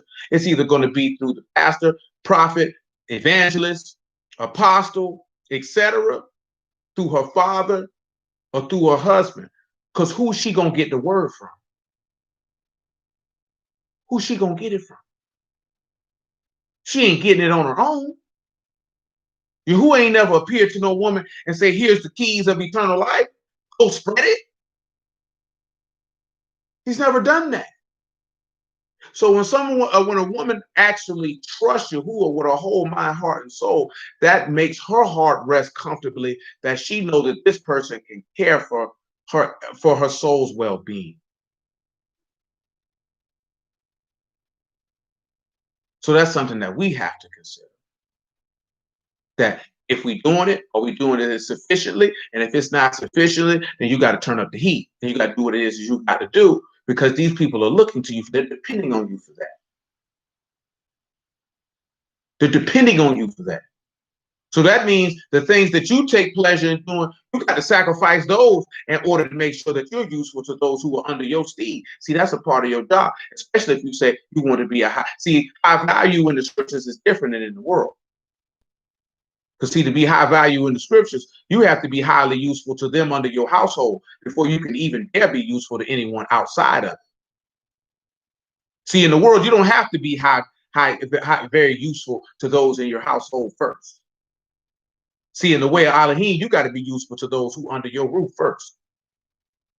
You got to be beneficial to them first before you can dare stand out and say you can be beneficial to someone else. Because the book already told you that you can't even be a pastor. You don't even know how to rule your own house. You can't be a minister. You don't know how. You can't do none of that if you don't know how to rule your own house. You don't know how to govern your wife in your turn, and you ain't gonna be able to govern the house of Elohim. Can't allow you to do that. But see, we want to have that conversation. See, that's too much. So that when dudes want to come up with all type of stuff and say, nah, brother, drop down to verse 7. See, nah, brother. See, we got to spread this too, man. Do what you do, baby. Ain't nobody stopping you. Dude, make it shake, nigga. Make a cake. Do what you do. Verse 7, man. For a man indeed ought not to cover his head, for as much as he is the image and esteem of Elohim, but the woman is the esteem of the man, for the man is not of the woman, but the woman of the man. Neither was the man created for the woman, but the woman for the man. For this cause ought the woman to have power on her head because of the angels. Nevertheless, neither is the man without the woman, neither the woman without the man in the Lord.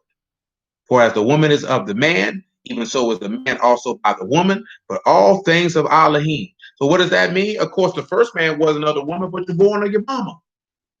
So at the end of the day, he letting me know, hey man, the woman was made for the man. But nevertheless, in the Lord, you can't have one without the other. So that's why it's important for each to understand their role and how they play it. Because if one is not playing their position, it throws the whole team out of whack. And you can't execute. You can't win when you're trying to play someone else's position. Psalms 59. Psalms 59 and 11. And that's where we at in the world, specifically with our people. Everybody is trying to play someone else's position. Verse 9. Like I told you before, man, every time I have brothers working, man, I give them an individual task. I tell them I don't care if you got to wait for this man so you can do your job, just do your job. Don't do his job. Do your job. When you try to do his job, you're not available to do your job, and that throws off the job. Just do your job. Don't try to make up for this person here. Do your job. See, when you're doing your job and you focus on just your job, and you become an expert and highly skilled at what it is that you do. See, when you're trying to do somebody else's job along with your job, you become mediocre in both. You don't become highly skilled and highly versed, highly knowledgeable in your job. Just do your job and be the best at your job. If you've mastered your job, maybe there can be another thing that you can elevate in. But when you're dealing with a dynamic of husband and wife, maybe just do your job. Sir, just do your job. Yahuah didn't come through and try to do somebody else's job. He did the job that he was tasked to do. He didn't seek to say, oh, I need to do this and I need to do that and I need to do this. It's not a part of my job description. That's not part of my mission. I'm going to just do my job. The simplification of life takes away stress, misery, unhappiness, consternation, and all of those things. Those things come in when you overcomplicate life. And it's usually because you're trying to overextend yourself to be in places that you ought not to be in, doing things that you ought not to do. Let's continue. Psalms 59 and 9. Because of his strength will I wait upon you, for Elohim is my defense. The Elohim of my mercy shall prevent me. The Elohim shall let me see my desire upon my enemies. Slay them not, lest my people forget. Scatter them by your power. Bring them down, O Lord, our shield. For the sin of their mouth and the words of the lips, let them be taken in their pride, and for cursing and lying which they speak. Come on over here, because y'all know what that is. We'll just read it. Matthew 20 said, listen what he said. He said, don't kill them. He said, scatter their power. Their sin is in their mouth. The words of their lips taken in their pride. For cursing and lying which they speak. Now, y'all know sin, that's kata. Let's look at taken. That's what God, it done seized them. See, again, this tell you why he tell you that, hey, every idle word you shall speak, you're going to have to give account. But you've been taken in your pride to go on. You done exalted yourself. You're arrogant. You're proud. Or like we talked before, your ego. You got the lie going on. You're around here cursing. You're around here cursing people. Why you around here cursing people? I done seen many of Bruce stand out here be like, I curse you to hell, nigga. Like you ain't going. That'd be the funny part. You're cursing yourself, you big dummy. You're big dummy. I know a lot of people, man. Matthew 27, man.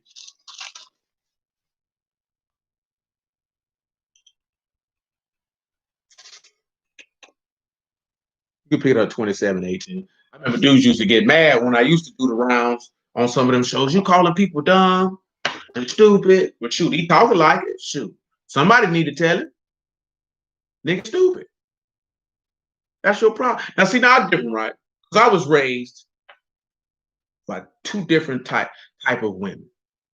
You know what I'm saying? You know what I'm saying? My mom and my auntie, my mother more so than my auntie. My auntie had a little bit more finesse. My mother was a lot more direct. Tell you about yourself. They were really not known to sugarcoat. They were very direct in their assessments of your conduct. If you were acting stupid, and they would tell you you're acting stupid. If what you were doing was, they would let that be known. So when you get that level of critique or criticism from your youth up, it doesn't allow you to dwell in a delusion of that you're creating in your mind about what you got going on. It causes you to be very frank and honest with yourself. And in turn, you end up doing that unto others. And people don't really care for that. Now, that's just how it could be. That's how my grandma and granddaddy was. I don't know. But because they died when I was pretty young. So I can't really speak to that. They can, but I cannot. But that's where that comes from, at least with me. You know what I'm saying? People told you about yourself. Well, that was what you doing, boy? What is you thinking about? What made you think that that was the thing to do? That's not very smart. That was stupid. So when you get to that point, you get to the point, your feelings don't get hurt with a rebuke. It might cause you to pause, because like, dang, but at the end of the day, you're gonna have to take on the chin. And it's no different with the word. When Peter said, they say, you know, them people got pricked in their heart. They said, what shall we do? He said, repent, man, and be baptized in the name of Yahuah, and receive the gift of the Ruach HaKodesh, and flee from this untoward generation. Get from around them people, baby. Them people are crazy. Matthew 27:18. He said, for he knew that for envy they had delivered him. When he was sat down in the judgment seat, his wife said unto him, saying, have nothing to do with that just man. For I suffered many things this day in a dream because of him. But the chief priests and elders persuaded the multitude that they should ask Barabbas and destroy Yahushua. The governor answered and said unto them, whether of the twain will you that I release unto you? They said, Barabbas. Pilate said unto them, what shall I do then with Yahushua, which is called Mashiach? They all said unto him, let him be crucified. And the governor said, why? What evil have he done? But they cried out the more, saying, let him be crucified. When Pilate saw that he could prevail nothing, but that rather atonement was made, he took water and washed his hands before the multitude, saying, I am innocent of the blood of this just person. See you to it. Then answered all the people and said, his blood be on us and on our sons. Look here, right? They done cursed themselves. The sin of their mouth and the word of the lips have taken them in their pride, because for cursing and lying they done spoke. That's what go on every day out here in this world. Now they did it to themselves. They cursed themselves. Come on back to Psalms 59:11, man. 59:11, man. See, that's ugly right there, my G. That's ugly. Number one, if you didn't know that's what that was referring to, praise Yahuah, name of Yahushua, now you do. Secondly, we can see why you would make Elohim your refuge. Make him your defense, your protection. You know, we talk about that, right? You look at the word defense in this verse, right, is misgod, right? And that's a high place, a refuge, a retreat, a refuge of Elohim, stronghold, if you will. It's a high fort, a tower in Moab, but it's a refuge. It is a refuge. You know what I'm saying? Matter of fact, it's used quite a few different places for refuge, and maybe we'll take a look at that if we would. I think we will very, very, very shortly. So you can get your Psalms 9 and Psalms 46 if you would. But your characters here are Meme, Sean, Gamal, and Bot. So we see that in regard, we'll take this Bot and make it Yahushua, make that Gamal, and look at that, and that you have lifted up Yahushua, that you should be paired to the Ruach, or your exaltation, or your worship, or your honor, or your esteem of the Son causes you to be paired to the Ruach of Elohim, and therefore that you can be secure and have a race of refuge, because he is your defense. This is the place you seek to be protected in, which of course we know this is what Yahuah did. We kind of talked about that more on Wednesday in that regard, of him seeking refuge in his Father.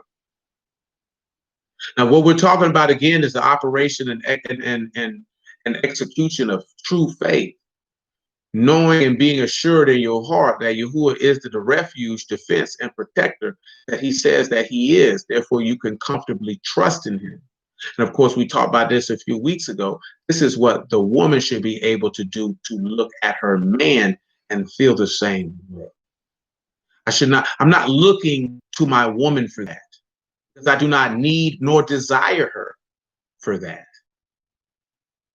Now, of course, we talk about that as well, like, because you know what I'm saying? Talked to a sister I know about that a while back, and a couple of them, they was offended about that, but it's the truth. As a man, I do not need a woman. I desire a woman. I desire certain things of a woman. I do not desire my woman to be my refuge and my retreat, my place of protection and safety. Absolutely not. Never have a damn, it never crossed my mind ever in my life for that. Never. You know what I'm saying? Please save me. Like, no, what? How? That doesn't even make any sense. Please save me. Be my protection. But I'm supposed to protect her. But see, that's the backward thought process, because you can't say that the Black woman is the most unprotected and to protect Black women, and then you're asking for men to look at you as their protection. Baby, that's backwards. How is he going to be able to protect you if you're looking for him to look at you as his protection? Oh, see, we're supposed to protect each other. Get your stupid behind out of here. That's dumb. There's no 50-50. There's no partnership. That means we're equals. I'm not your equal. I'm not your equal. And I know it. And I will tell you that to your face. I am not your equal. And that's okay. Because you should be able to look me in my face and say, I'm not your equal. And I know we're not equals. I know that we're not. And I'm fine with that. Seeing some woman talking about, see, you kings, you can't do this here till you get a queen. You ain't a queen and you ain't got no king.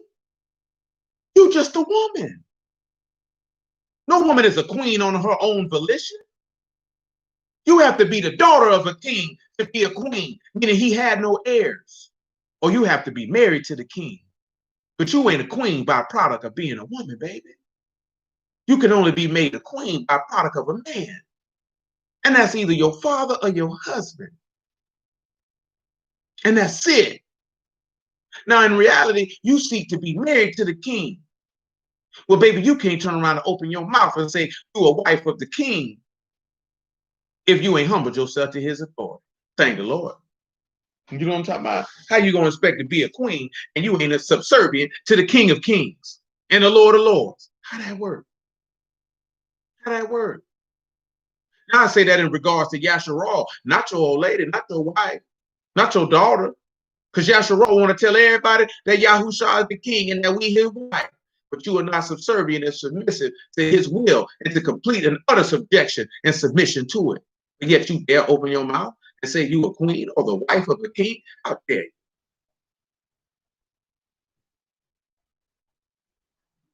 It's disrespectful. Where I start at? Verse 11. Slay them, Psalm 59, lest my people forget and scatter them by power and bring them down, O Lord, our shield.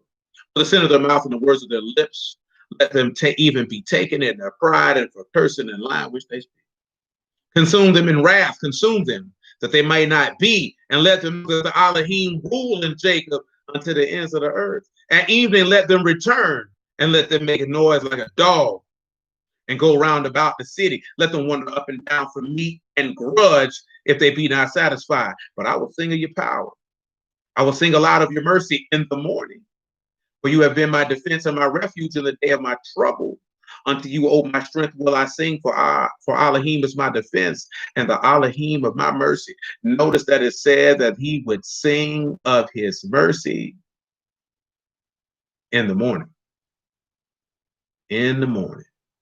Got Misgab for defense and Manos for refuge, but y'all know what it is. Matthew 28. In the morning. Because what did he tell you? Hold on. Work with me. Psalms 30. Back it up, my selector. Back it up, my selector. One time. Back it up. Psalms 30. Just on the strength, because that's how I feel. And I thank Yahuah. That's how I feel right now. Psalm 31. Everybody ain't gonna like it. I don't care. The Lord like it because it's his word. So let his name be praised. Psalm 31. A psalm and song at the dedication of the house of David. I will extol you, O Yahuah, for you have lifted me up. You have not made my foes, to rejoice over me. O Yahuah, my Elohim, I cried unto you, and you have healed me. Let's look at healed. Let's look at healed. Rapha, as you know, Rosh, Pei, and Aleph. Go ahead and let Yahuah, the word of Yahushua, the word of Elohim, be your strength. That's the only way you're going to be healed. See, pause. Revelation 22. 22 and 1.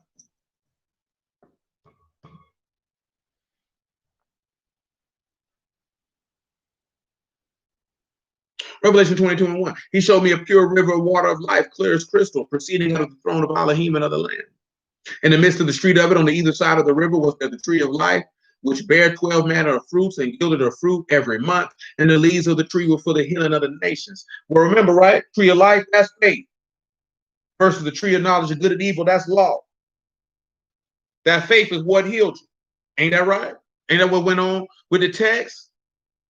It's for everyone who got healed. See, I could go in that a whole other direction. I'm not going to do that right now because we read about that earlier about us trusting in the shadow. You can look at Yahushua being an example of a tree in Ezekiel 31 and a numerous other locations, Daniel, and us lodging in the branches and in the shadow of it. So I told you, I'm the vine and you're the branches.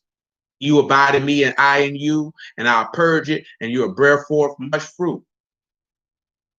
That fruit is the fruit of the word, or the fruit of everlasting life that comes through trust and belief in the words of the living Elohim and the personage of Yahushua. And that's for the healing of the nations. Because when you call unto Yahuah, see, again, when you're dealing with being baptized, you confess your sins. You're bearing your shame, bearing your cross, if you will. And this is what I put to death on the stake. And then you go down into the grave, calling out on the name of Elohim for him to heal you or to strengthen you by the words of the highest. That's the only thing that's going to heal us. I'm talking about your spiritual healing. See, anything when you deal with your mental and emotional pain that you could get from a psychiatrist, therapist, whatever you want to call it, whatever the case may be, it's also going to be coupled for you with the word. So all the therapist is going to do is to cause you to understand why you think the way you think and what events occurred to cause you to feel the way that you feel, which causes you to react and behave in the fashion that you do. See, that's what a good therapist is going to be able to cause you to understand. Okay, this happened to me. By product of this happening to me, I began to think like this and to develop these fail-safes, whatever the case may be. So in turn, when I begin to interact with other people, this is why I interact with them like this. Or when I'm faced with certain situations or circumstances, this is why I react like this. So you understand the root. Because I was just talking with a brother about this the other day with his situation. I'm not going to go into those details. I'm not going to disrespect a man like that. But I'm talking about in regards to the root. When you can look at the root, then you understand the branch and the fruit that comes out of the branches because of that root. So then when you understand the root, you begin to understand your behavior. When you begin to understand your behavior, then you can be able to take the word And then the word will heal you from that behavior, because you'll take that behavior that is contrary to the word and you'll put it on the stake and you'll mortify it. You put it to death. But you're not going to be able to put it to death until you'll be able to identify the behavior in the root cause of the behavior. But you have to be able to understand the root cause. You know what I'm saying? You have to because the root cause is their behavior is the byproduct of the root cause.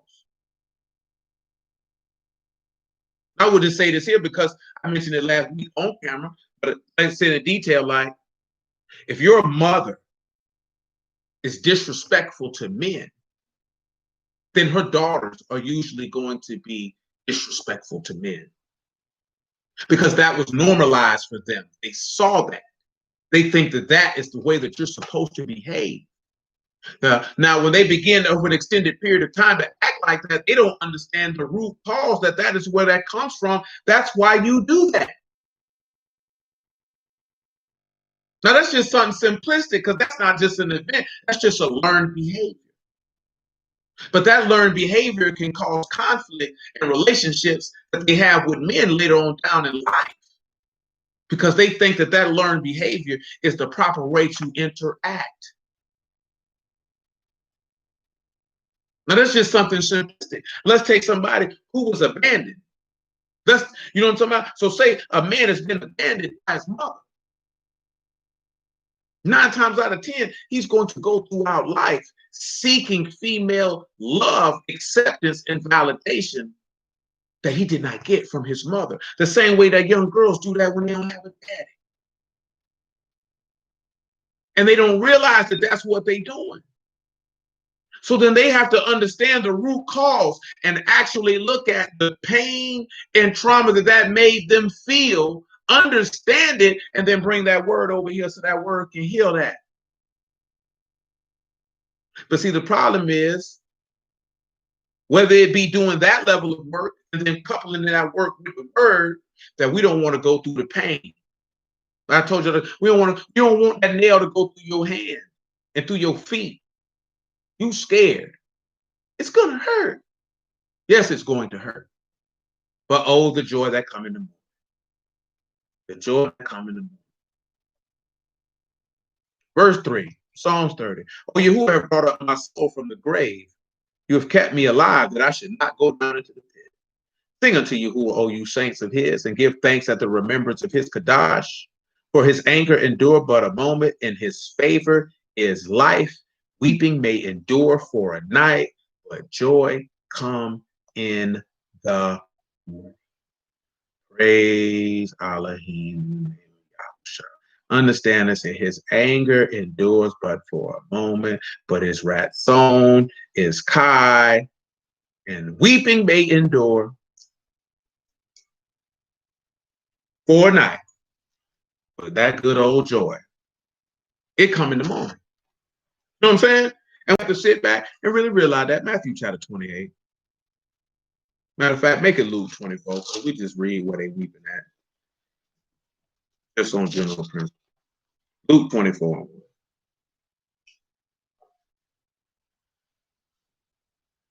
I don't even remember what we was at.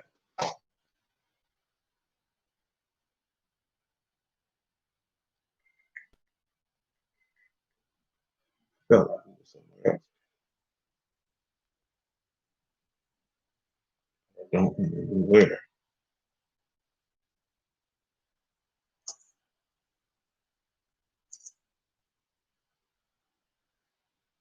Praise the Lord. So Luke 24. Now, upon the first day of the week, very early in the morning, they came unto the sepulchre, bringing the spices which they had prepared, and certain others with them. And they found the stone rolled away from the sepulchre, and entered in, and found not the body of Yahushua. It came to pass, as they were much perplexed and thereabout, behold, 2 men stood by them in shining garments. And as they were afraid and bowed down their faces to the earth, they said unto them, why seek you the living among the dead? Pray the Lord. He is not here, but he is risen. Remember how he spake unto you when he was yet in Galilee, saying, the Son of Man must be delivered into the hands of sinful men and be crucified, and on the 3rd day rise again. Praise the Lord. and remembered his words. And they remembered his words. Verse 13. And behold, two of them the same day came to a village called Emmaus, which was from Jerusalem about three score furlongs. And they talked together of all those things which had happened. And it came to pass that while they communed together and reasoned, Yahuah himself drew near and with them, but their eyes were holden that they should not know him. And he said unto them, what manner of communication are these that you have one to another as you walk and are sad? They were very, very sad that night, but joy came in the morning because he rose from the dead. This is another instance of how you know that he did not get up on no Sabbath night, on no Sabbath day. That's another conversation. But look at what he said, right? He sang aloud of your mercy in the morning. And Yahuah sat down and he sang aloud, and ought not Mashiach to have suffered these things to enter into esteem, and beginning at Moses and all the prophets, he expounded unto them in all the scriptures the things concerning himself. He sang of the mercy of Elohim, that he rose him from the dead, that he was that refuge and protection in that day of trouble, that he was that defense. Now remember, right, he was the misgod and the manus. Always remember, like, at the end of the day, he's our defense from death. Psalms 9, everybody. Psalms 9.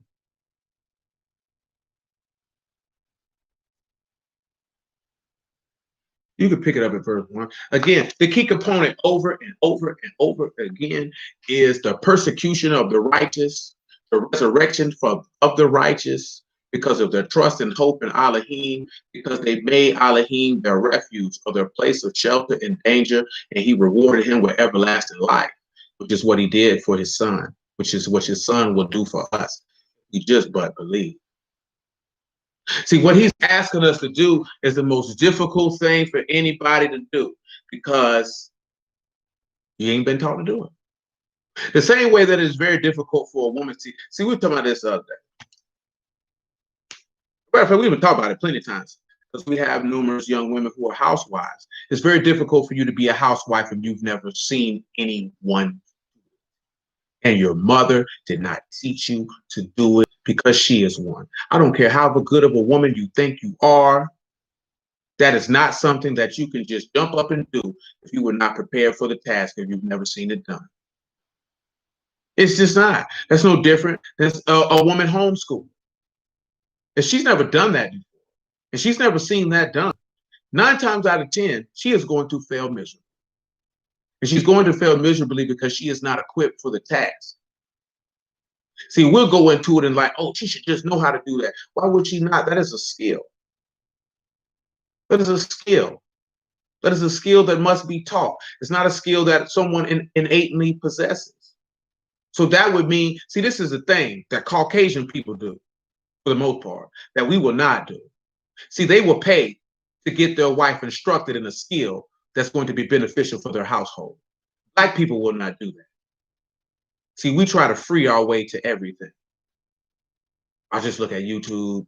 I'll go to the library and get some books. Like when it comes to certain stuff in business for mentorship, why well, paid for that? We've paid for that. You know what I'm saying? So when you pay for it, you got skin in the game. You're more invested to be successful in it. Because people are more inclined to, you want people to give you their time. You want people to add value to you, but you give them nothing in return. That's not how things work. If you want your woman to have a certain skill, you have to be willing to put the money up for her to be instructed in that vocation in order to do it. Because none of us come from a household where any of us were homeschooled, and none of our mothers were stay-at-home mothers. Most of us come from broken and dysfunctional households. So there's no way that we should have any level of expectation that someone would come in and effectively be functional and operate in an office and vocation that they have never seen, nor were instructed to do. That's just not dealing in the concept of reality and expecting enduring success. It's just not going to happen.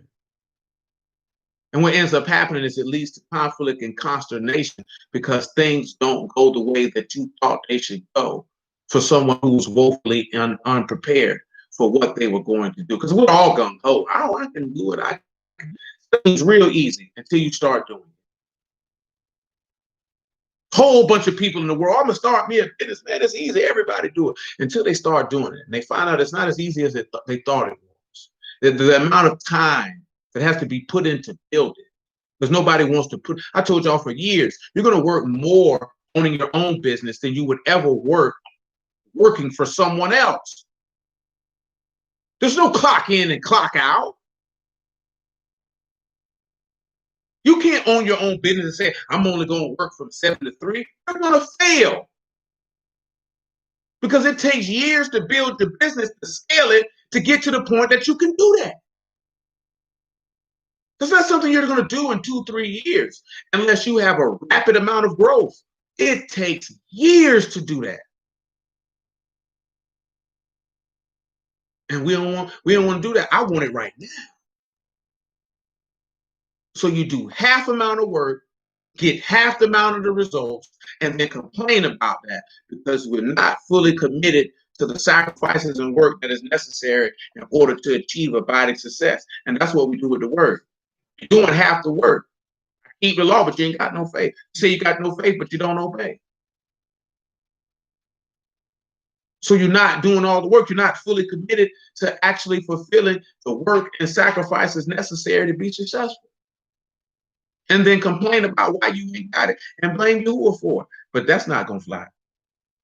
Not tonight. Not today. Not now, not ever.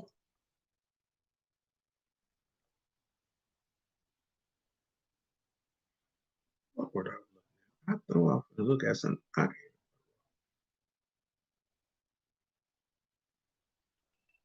Psalm 91, though. To the chief musician upon Muthlabin, a psalm of David. I will praise you, O Yahuah, with my whole heart. I will show forth all your marvelous works. I will be glad and rejoice in you. I will sing praise to your name, O Most High. When your enemies are turned back, they shall fall and perish at your presence. You have maintained my right hand, my cause. You sat in the throne, judging right. You have rebuked the heathen. You have destroyed the wicked. You have put out their name forever and ever. O you enemy, destructions are come to a perpetual end. You have destroyed cities. Their memorial is perished with them. But Yahuah shall endure forever. He have prepared his throne for judgment. I take you to Revelation 20. Just let that be known. His throne is for judgment now. And there's a proverb for it, but we're not going to talk about it tonight. He shall judge the world in righteousness. He shall minister judgment to the people in uprightness. Yahuah also will be a refuge for the oppressed, a refuge in times of trouble. That's your Revelation 12, with him being a refuge for you in your time of trouble. When you look at oppressed, that's somebody who crushed and afflicted. When these people, when the beast come around here and the serpent become wroth with the woman and the remnant of her seed and seek to persecute that woman, Yahuah is your refuge in that time of trouble. Don't you forget now. Don't you forget when you. This is when they tell you, they that know the name for Yahuah, you have not forsaken them that seek you. Sing praises to Yahuah, which dwell in Zion, declare among the people his doings. When he make inquisition for blood, he remember them. He forget not the cry of the humble. See, I want you to look at this inquisition of blood. That is the rush. That is to seek with care. See, when you sit back and you look at when Yahuah begin to seek for the inquisition of blood, y'all know what we finna go read. Come over here to Genesis chapter 4, and then man go to sinking for blood. He ain't gonna forget the cry of the humble. My Elohim, why have you forsaken me? I ain't forgot about you, my boy. That's what he told his son. I ain't forgot about you, my boy. That's my boy. I forget about my boy. Genesis 4:1. I ain't gonna forget about my boy. And Adam knew Eve, his wife, and she conceived and bare Cain and said, I've gotten a man from Yahuah. And she again bare his brother Abel, and Abel was a keeper of sheep, and Cain was a tiller of the ground. In the process of time, it came to pass that Cain brought forth brought of the fruit of the ground an offering to Yahuah, and Abel brought firstlings of his flock, the fat thereof, and Yahuah had respect unto Abel and his offering, but unto Cain and his offering he had not respect. Cain was very wroth, and his countenance fell. Yahuah said unto Cain, why are you wroth? Why is your countenance fall? If you do well, shall you not be accepted? If you do not well, sin lie at the door, and unto you shall be his desire, and you shall rule over him. And it came to pass with Abel his brother, and Cain talked with Abel his brother, and it came to pass when they were in the field that Cain rose up against Abel his brother and slew him. Yahuah said unto Cain, where is Abel your brother? He said, I know not. Am I my brother's keeper? And he said, why? What have you done? The voice of your brother's blood cry unto me from the ground. Listen what he say now. When he goes to seeking after for blood, he will remember you. He ain't going to forget the cry of the humble. Now, let's just look at Hebrews 11 on general principle. We'll be a little redundant, but it's okay. It is okay. Hebrews 11:1. I just want y'all to know that, right? Remember what he said, Thus saith the Ruach. Blessed are those who die in the Lord, from henceforth their works do follow them. You don't think when this man go for, remember he say the blood of the prophets are contained in her. You think when that man go to seek him for that blood, he ain't gonna remember your cries? You think he gonna forget about you? Well, if you a Kadeshim, Makah said, a sanctified one of Elohim, a faithful one chosen, name written in Shamahim, because you know Yahuah, not knowing because you can say Yahuah. Anybody can say, I know what that means. That ain't knowing Yahuah, boy. He said, Kadash, Father of the world, have not known you, but I have known you. He said, and I know him. And if I say I know him not, I'd be a liar like unto you. Say about knowing his name ain't gonna be the ability to say that you can say Yah, hey, ooh, hey. Oh no, you fool. That ain't what it is. When you know that he delights in justice, judgment, and mercy, and shines his face upon all those that put their trust in him, who seek after him with the whole mind, heart, and soul, those are the ones who know Elohim. And he will not forsake them, he will not abandon them. Their names are written in Shamahim, and he shall surely deliver. Because as it is written, the eyes of Elohim go to and fro throughout the whole earth to show himself perfect, to show himself strong, towards them whose heart is perfect towards him. Let that be known. That ain't just no statement. That ain't just no verse. That's real life. That's all facts. That's all reality. It's all truth. See, a lot of people say, you believe in these fairy tales. Well, believe what you will, man. But one thing I know, you may think he a liar, but I know a lot of things. And I know one thing that is for certain. The living Elohim, through his only begotten son, Yahushua HaMashiach, is not a liar. So I'm completely assured and persuaded that what he says he's going to do, that's exactly what he is going to do. And he will bring it to pass in a time that's acceptable to him, not to me, but to him. And I will bless his name and I will wait for it. And I'm thoroughly unconcerned about the thoughts and machinations of anyone who is contrary to his Kadash and perfect will. That is none of my concern. But nevertheless, Hebrews 11:1. Now faith is the substance of things hoped for, the evidence of things not seen. For by it the elders obtained a good report. Through faith we understand that the worlds were framed by the words of Elohim, so that the things which are seen were not made of things which do appear. By faith Abel offered unto Elohim a more excellent sacrifice than Cain, by which he obtained witness that he was righteous, Elohim testifying of his gifts, and by it he being dead yet speak. Because of the works of Elohim, Elohim testified of Abel that he was righteous, even though he was dead. He went to seeking for that blood. He said, let me make inquisition. Let me go look for it. Where my boy at? Where he at?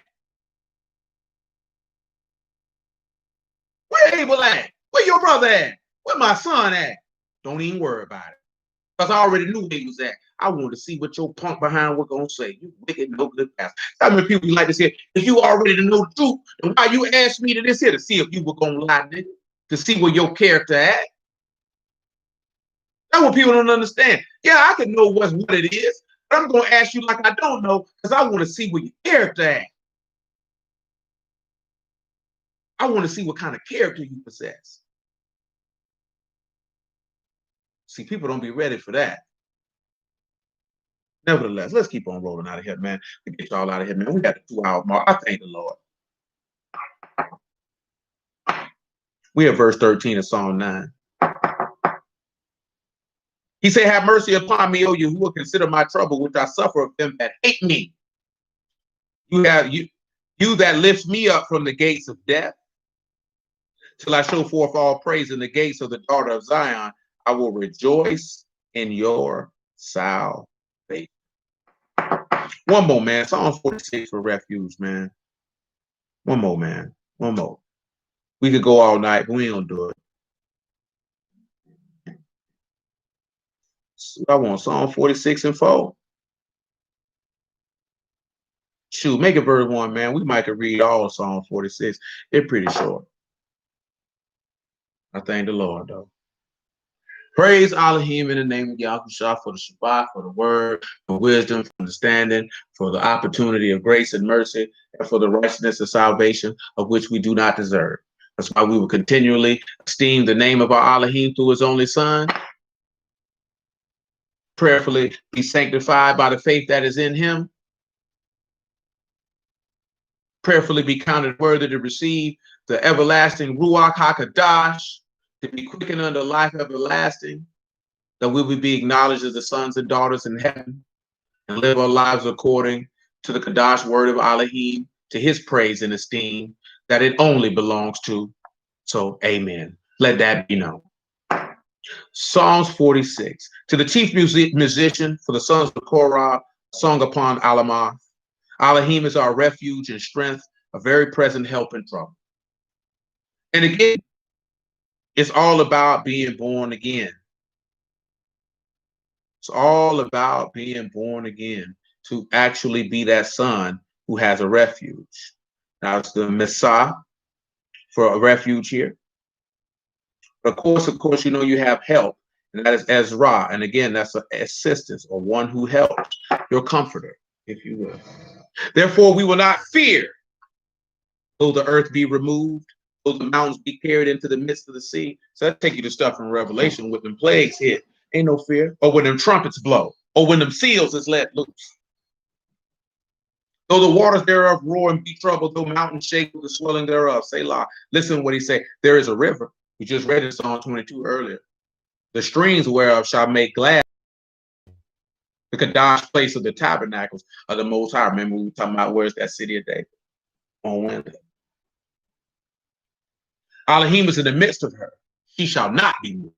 Elohim shall help her, and that right early. The heathen raged, the kingdoms were removed. He uttered his voice, the earth melted. You know that he's coming back with fire. That earlier part of this verse is Revelation 11 and 17. The nations were mad because their kingdoms have become our Elohim's and his anointed one. Yahuah of hosts is with us. The Elohim of Jacob is our refuge. Selah. And again, that's Misgab, your high place. So when you see Misgab for refuge, think of it as Mount Zion, high place, that you shall meet Mashiach in the sky and shall ever be with him, your high place, your place of worship. Come behold the works of Yahuah, which desolations he hath made in the earth. He made wars to cease unto the ends of the earth. He brake the bow, he cut the spear in sunder, he burned the chariot in fire.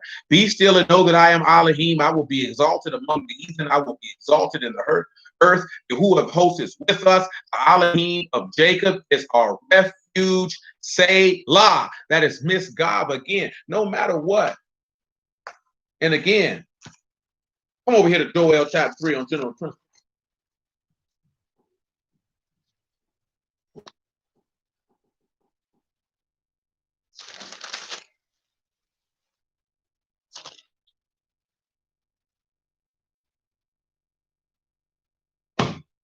Joel 3 and 9, I guess.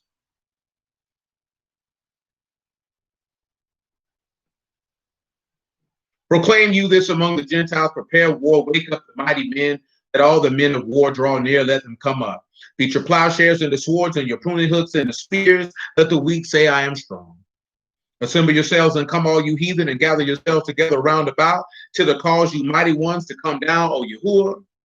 Let the heathen be wakened and come to the valley of Jehoshaphat, for I will sit to judge all the heathen round about. put you in the sickle, for the harvest is ripe. Come get you down, for the press is full, the fats overflow, for the wickedness is great.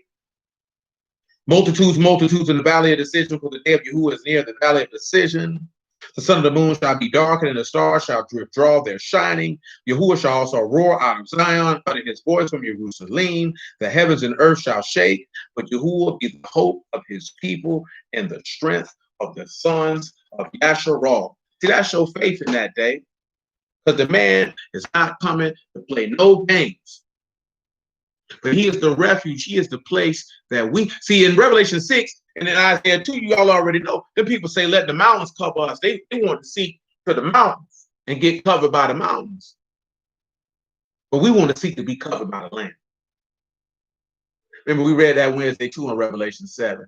Who are these days that came out of great tribulation, who washed their robes in the blood of the Lamb? See, that's what we're seeking to get validated by. Seeking our refuge and safety from.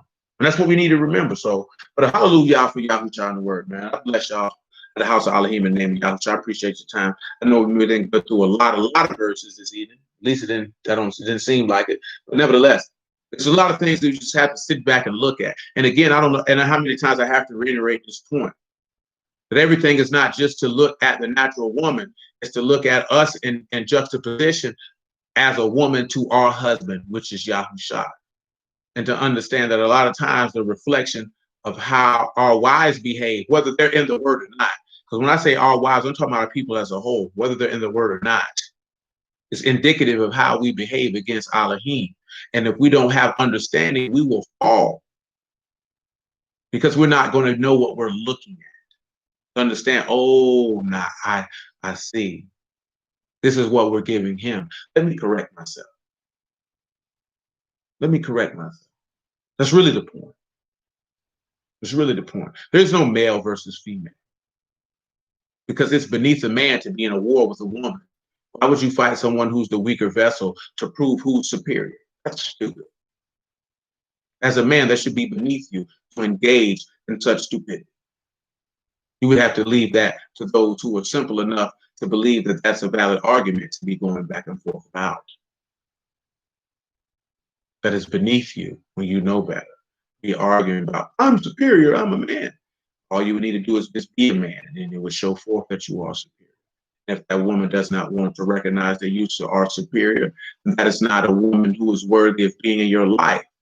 But see, a lot of times we are inferior with the exterior as if we are superior, and then get offended because that woman can see that you're inferior, trying to front like you're superior.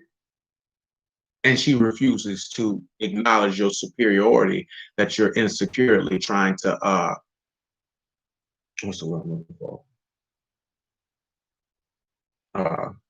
Manifest, I guess, before her as if it's relevant. Can't do that. Now, one thing, a lot of things, women can get duped in a lot of things. But one thing they don't get duped in for too long anyway, is if you're not a man. It's intrinsic in their nature to seek and to try to see that you are the man that she either thinks you are or that you say you are. She will size you and try you to see. And they all will tell you this, whether they do it consciously or unconsciously. They all try and size a man that they're like and interested in to see if he is a man or not. Once they don't see that you conduct yourself like a man is supposed to, your life could be rocky.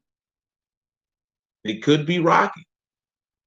Because it's in their nature to desire a man. It's in their nature. They will inherently disrespect any man in any capacity that quote unquote has authority over them once they begin to see that he does not behave himself like a man. It's in their nature to buck and not acknowledge that. That's something that people don't tell us. I thank the Lord because I was told that. Couple niggas run check. Don't let nothing slide. Maintain your manhood. Don't let that slide. Don't be arguing going back and forth. Keep your manhood. Don't let nothing slide. See, a lot of dudes don't let nothing slide. That's boy Tightwad told me that every day. Don't let nothing slide. Damon told me that all the time. Don't let nothing slide.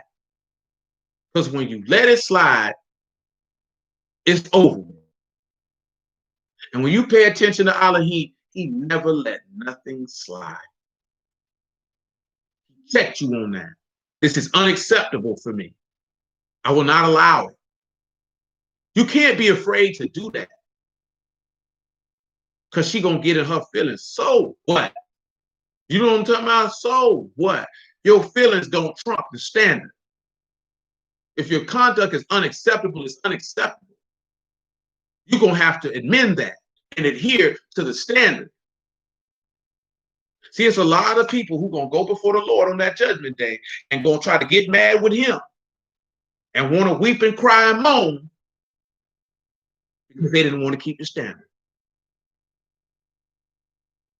Standard doesn't change because your feelings hurt. Your standard doesn't change because you don't like it. The standard does not change. It doesn't change. You don't lower it. Elohim didn't lower the standard for his own son.